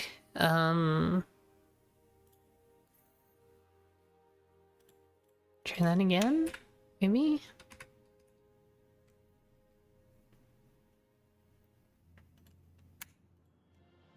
It's like this point to a reference to a tile, which, or an address to a tile, which is from group.get. Oh, okay, so we have these foreground, yeah, we have these tile groups, and each group was assembled during level loading, and then those tiles contain information about how to load it. So I assume the tile set name then comes from it being stored, like it's the actual image. At least I hope it's the actual image, because I need to confirm if that's the image file name or not. I guess what we could do is check what the level data contains when the tile groups are loaded. That's another. Oh, you know what? Actually, they're inside of the cache files. I can just look in here. Okay, so these are the cache files. Oh.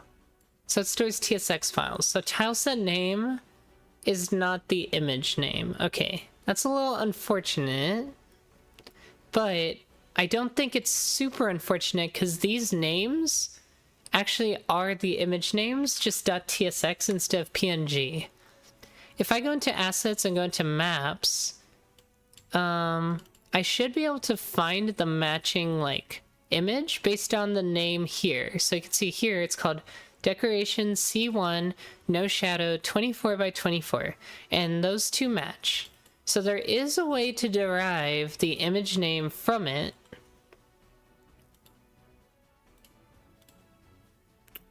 So this is also interesting because now it means that I might be able to just use that name directly anyways, because a TSX name corresponds directly with the PNG. I just have to make sure it references the PNG correctly. Okay, so since we figured that out, we just have to make sure at the very beginning that it's handled correctly. So we can still say we're using tileset name, but now we have to make sure at the very beginning that tileset name is Well, no, in here it would be, yeah. We have to make sure that wherever this originally came from, it's inserted as the PNG file, which is a little confusing, but yes, that's how we could do it, in theory. So that would be right here, or no, right here. This is the name of the image to load. So we would actually do, I assume we do something like we prune the assets/maps part, and we only do, like, I'm trying to think how we could parse that. It would be like, look for the last slash, take everything from here to here, -4. I think we can do it that way. So this would be tileset name substring from tileset name dot find last of, which should be a function. Yes, find last of a slash character, and then so that's the starting index, add 1, and then go to the end of the string minus this position -4. Yes, that makes sense. I think it makes sense. So from this position minus the length of the string, or the length of the string minus that position.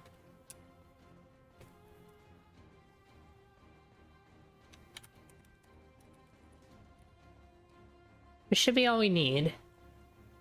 If we want to clean this up a little bit, I can say size t of slash marker and just throw that in here.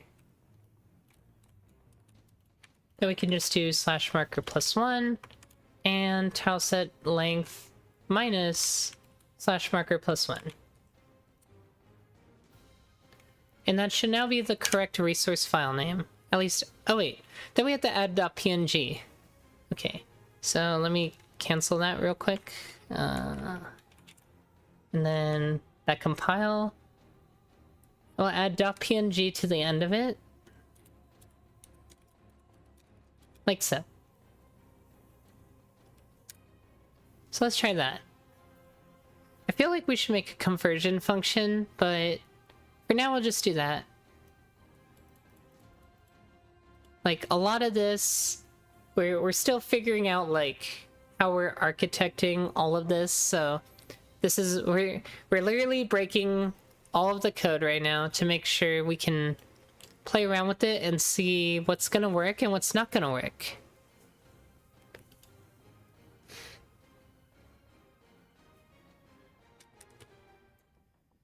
Yeah, but that's part of the fun.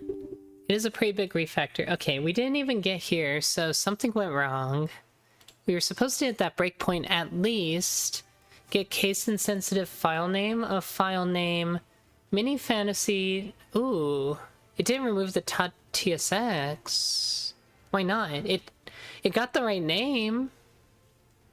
I assume it was for that substring function, right? That we just did. Yeah. I added... Maybe it didn't detect my recompile. Rebuild? Ugh. It probably built the file before I made the change, so let me just add like a space or something. Force a recompile.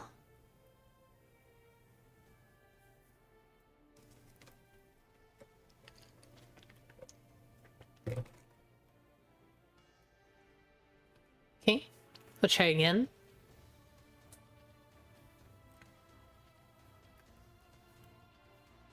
And hopefully it works.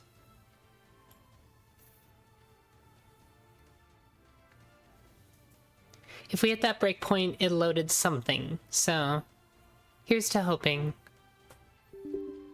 Oh, we did not hit that breakpoint, so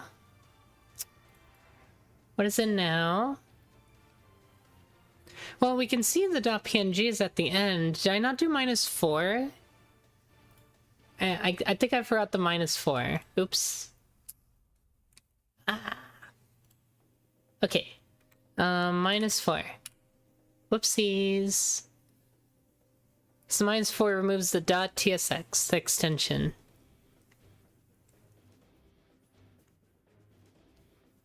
I could have also just done a replace tsx with blank. Either one works.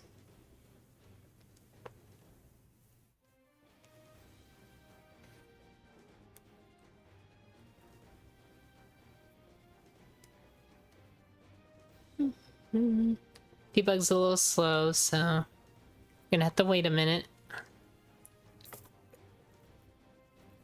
Okay. Another abort. Still.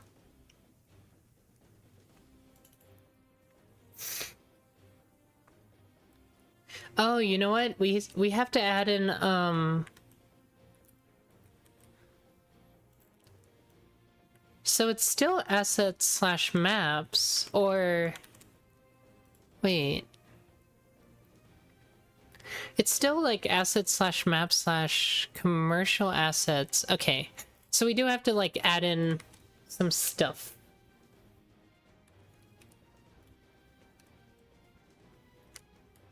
Like we definitely have to mess with the name a bit more here. Commercial assets / everything else. Okay. I forgot, we need the prefix as well. So I think that's everything. Please work. Please.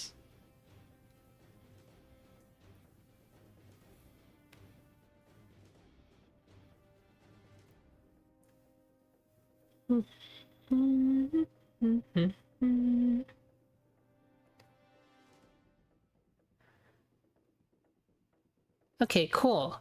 So we got past the load resource function, which means the image is technically loaded. If I look in GFX, it has a size of 333.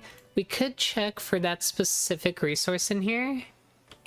It's probably near the bottom, I'd imagine. No. Oh, this is like sorted. That's cool. So it'd be under here. There it is. So according to this, it has data, so that's good. But this is why we can't really load everything all together, because you can see p-call data. It has 130,000 elements in it. Each one of those is a 4. I think it's like a 4-byte data structure per one of these. So you multiply by 4. And that's how many bytes this consumes. So imagine we did this for every single image, for every map. That's quite a bit. Like, you all saw here, these aren't small either. Like, these are some of these are gigantic images, so, like, yeah, they're small in, like, PNG size, but that's because PNG does compression. When you take it out, expand it pixel by pixel, this is like 500 by 1400 pixels. Adds up pretty quick, so yeah. That's partially why I want to try not loading everything at once, because that would be nice. Okay, so this should be able to retrieve everything now. It actually can grab the data from the image, which means it can proceed. So I'm gonna let it proceed and see what happens now. Vector subscript out of range for what? Forget tile sheet. This is under setup level. Generating optimized map. Wait, what? It's for... I'm a little confused. So this is for tile ID 10,961, which...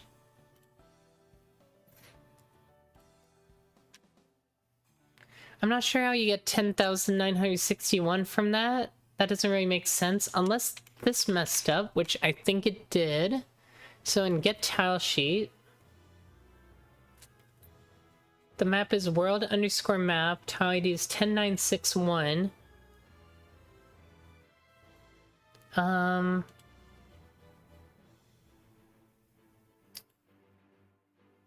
Oh, here we go. So it should have been this. Oh, I see. It's looking for this.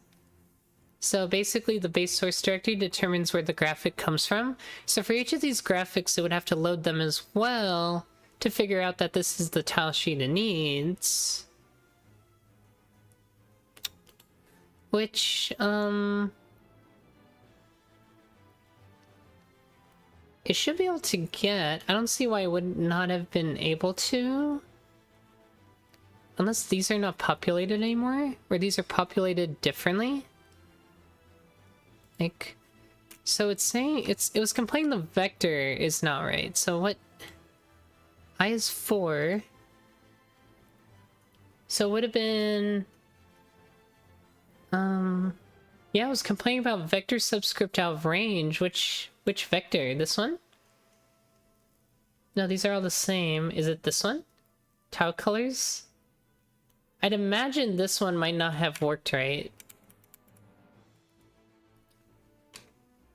So that would have been stageplate.tsx, which has 104 tile colors in it,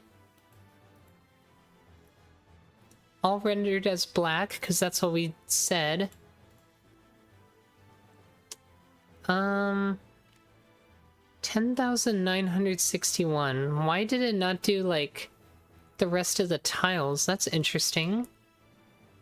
It only did like 140 something. I find that a little bizarre.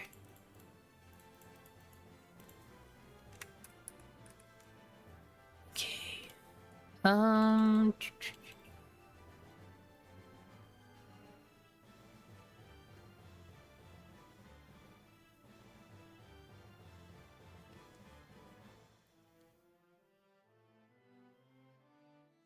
Yeah, I assume it's for the like stage play image, and the tile color stuff shouldn't have mattered.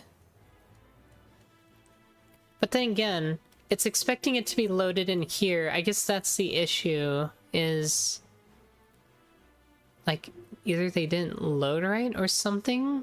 Map data. Let's take a look. So world map is index 5. Index 5, well, this is the data, so tile set data, layer data, 184 tiles. Like, this is fine. This is all loaded correctly. It doesn't really change here, which leaves...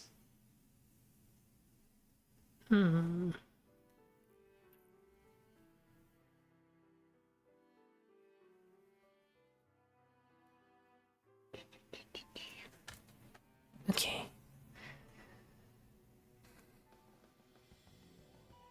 This is gonna be tricky.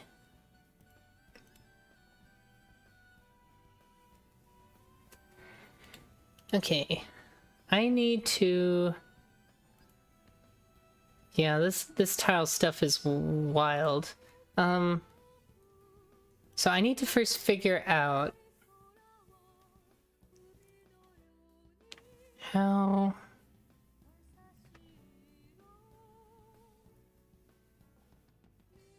Like, obviously it's the pixel color thing that is causing problems.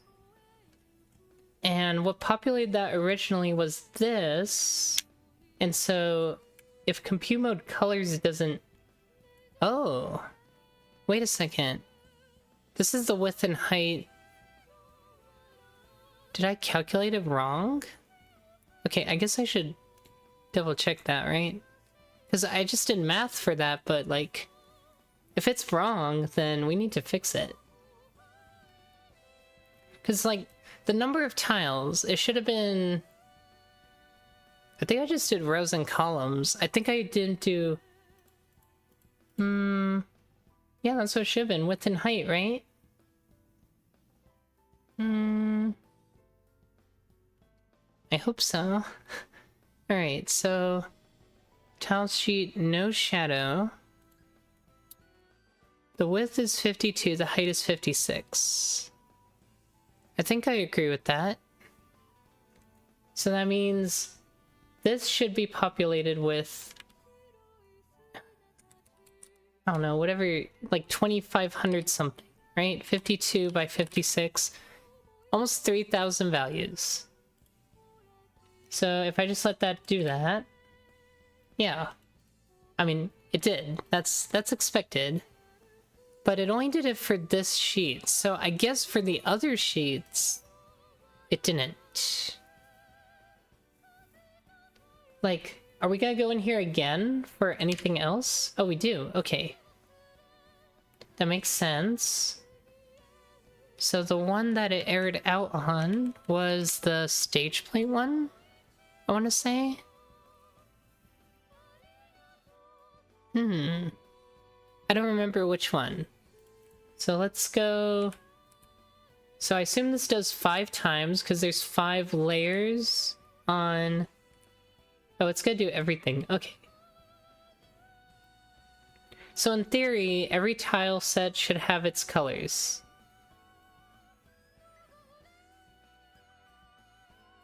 Okay. So when we leave here... let's get out of here. And go down here. This is for an optimized map, right? Which happens only for the world map.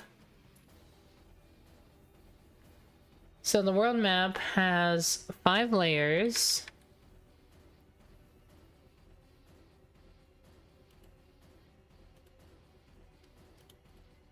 And we want to get to the point where it errors. So I'm just going to go ahead and do that again. And now that we know that all the tile colors have been populated with something, which tile sheet didn't load right? So it's looking for tile colors under maps/stage plate. Map/stage plate. Stage plate has a width and height of 13 by 8. It is very, very tiny.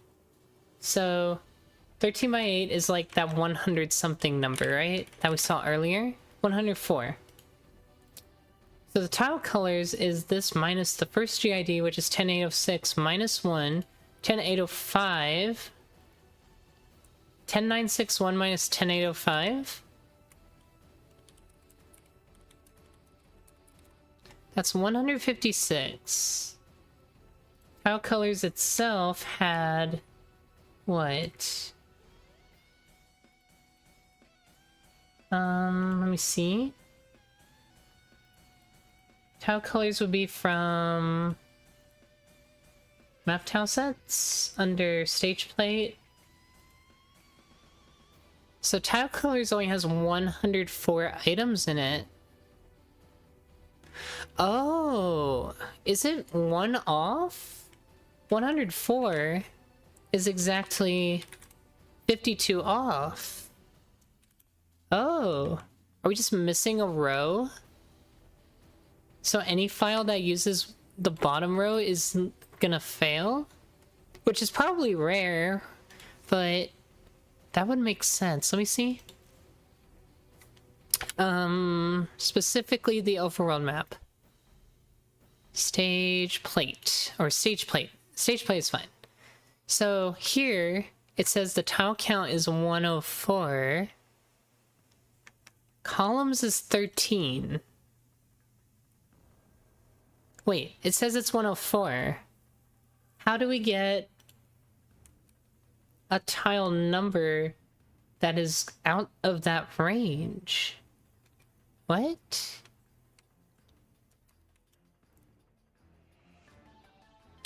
Is that out of date? Have we just never opened it since? Okay, so I have a theory. The theory is that, like, if we don't open these and, like, we update the graphic, it, like, doesn't resave the metadata, right? Maybe at some point this got updated and I just didn't refresh it. There we go. Now it says the tile count's 260. So the metadata doesn't get updated if the image internally isn't updated until you resave the TSX file, which is probably the stupidest thing I've ever seen, but at the same time, I can't fault the program for it. How are you supposed to detect that yourself? So I would have to, like... I wonder if save all saves every single one of these. No, it doesn't. I would have to, like, open them all. It's kind of annoying, but I will, I guess.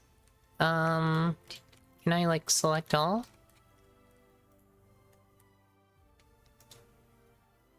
Open containing folder. And then I think I can just...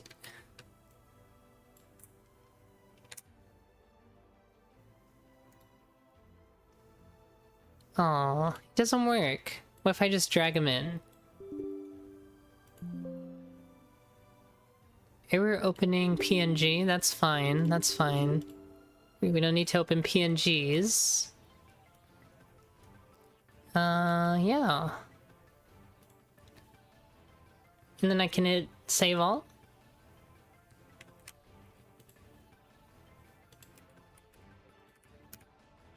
It doesn't say the date got modified.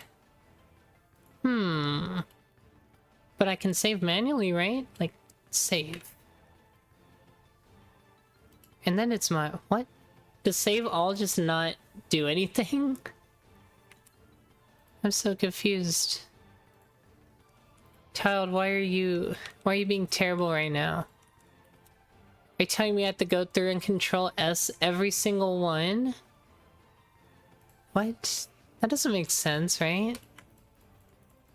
How does that make any sense? How come I can't hit save all? It, like, just doesn't. Because I'm worried this is going to happen elsewhere, so I have to, like, open every single one and save every single one. In theory. Okay, I guess we're doing this. That's stupid. Wait, why are all these here? What? Is this an accident? What are these? I feel like these were made in error. What are these files? These are supposed to be tile sheet files. Why? And why are there 16 of them? Oh my goodness. Where'd all this even come from? Okay, that's kind of weird too. Those are not all supposed to be there. Alright, one more time. Yep.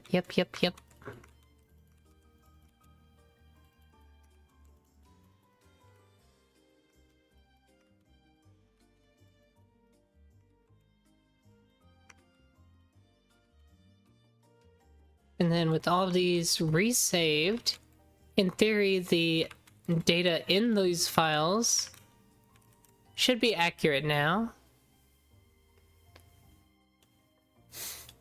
I do think that's kind of dumb, but unless I load the image myself, I can't find out the width and height of it. Which is why I chose to use that method in the first place. It's kind of dumb, but it is what it is. We're gonna have to call programming here soon for today, but let's see if we at least get a little further now.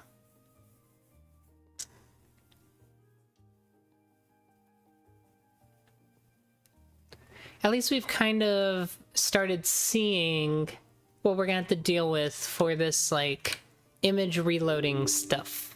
Okay, so we're at a different point in the program now, which is good. What is it trying to do? Let's go back a little bit in the stack, and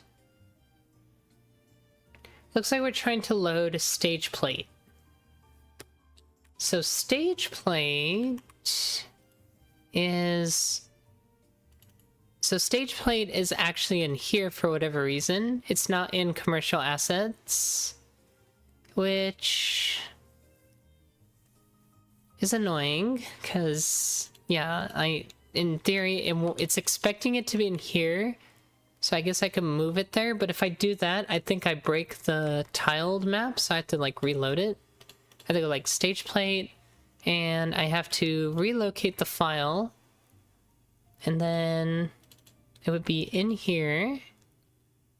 Yeah, I'm gonna have to do this if I have to move anything, which is a little annoying, I'll admit, but it is what it is. And then we have anything else I need to move right now? PNGs. Monsters tile set stays. Is that the only one? Chapter 2 props. What is this? Oh, the like eggs. Okay, that has to move too.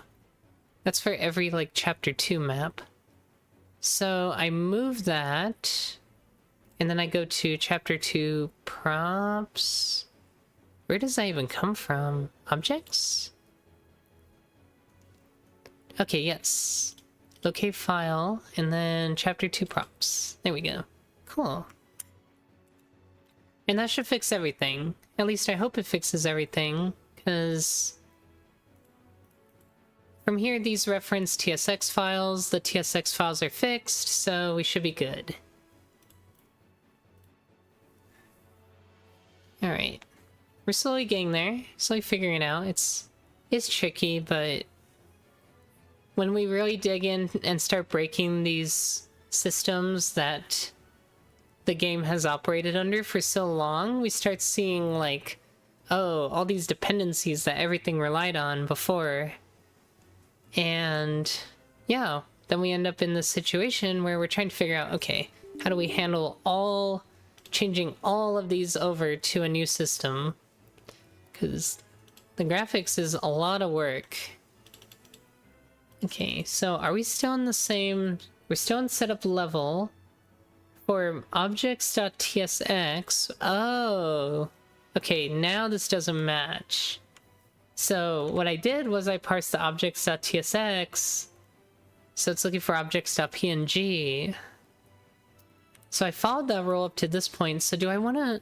So I have two options. I either change the PNG file name to match this, which would be easy, or I make it so it properly reads the tile set data and then iterates through those, or accesses the correct index to then find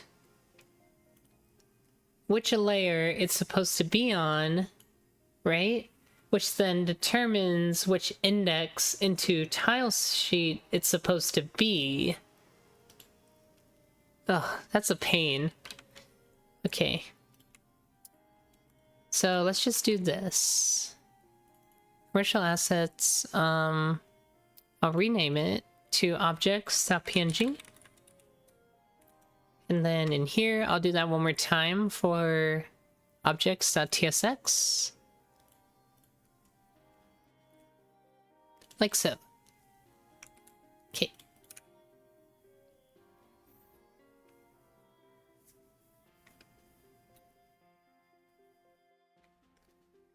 Ooh.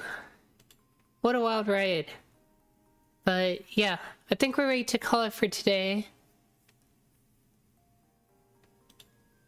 I want to see where we get.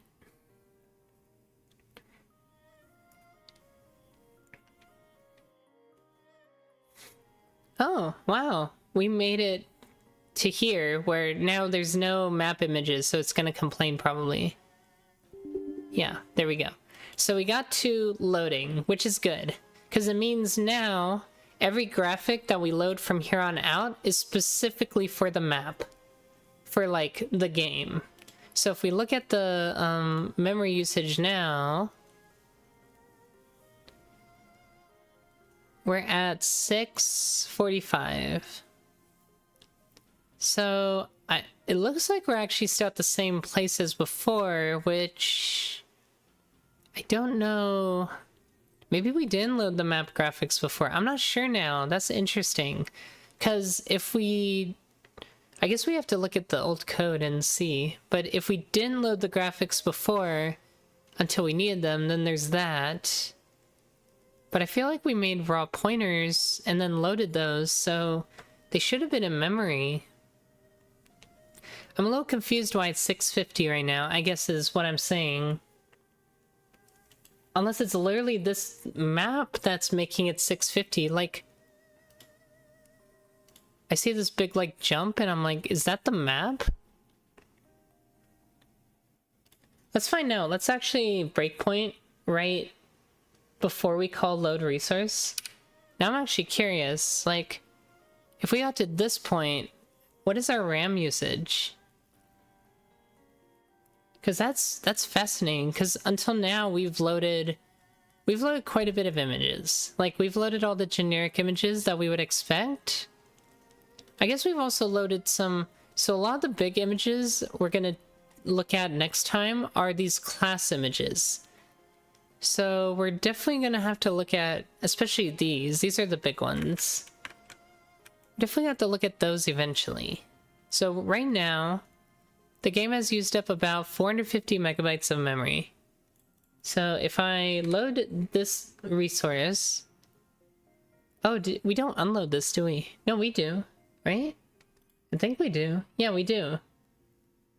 So that should be okay. But let me see.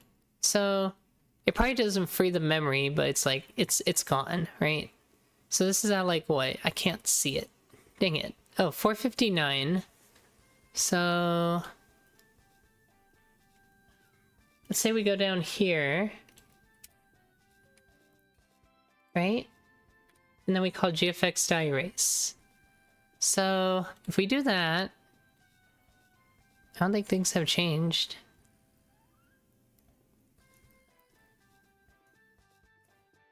Hello? I guess I'll just... oh, here we go. 460. So... something else after this loads more stuff. Which I guess is fair, right? That's very fair. Something else after this loads another, like, 130 megabytes. And then a bit more before we, like, hit this. So, there's still quite a lot to do.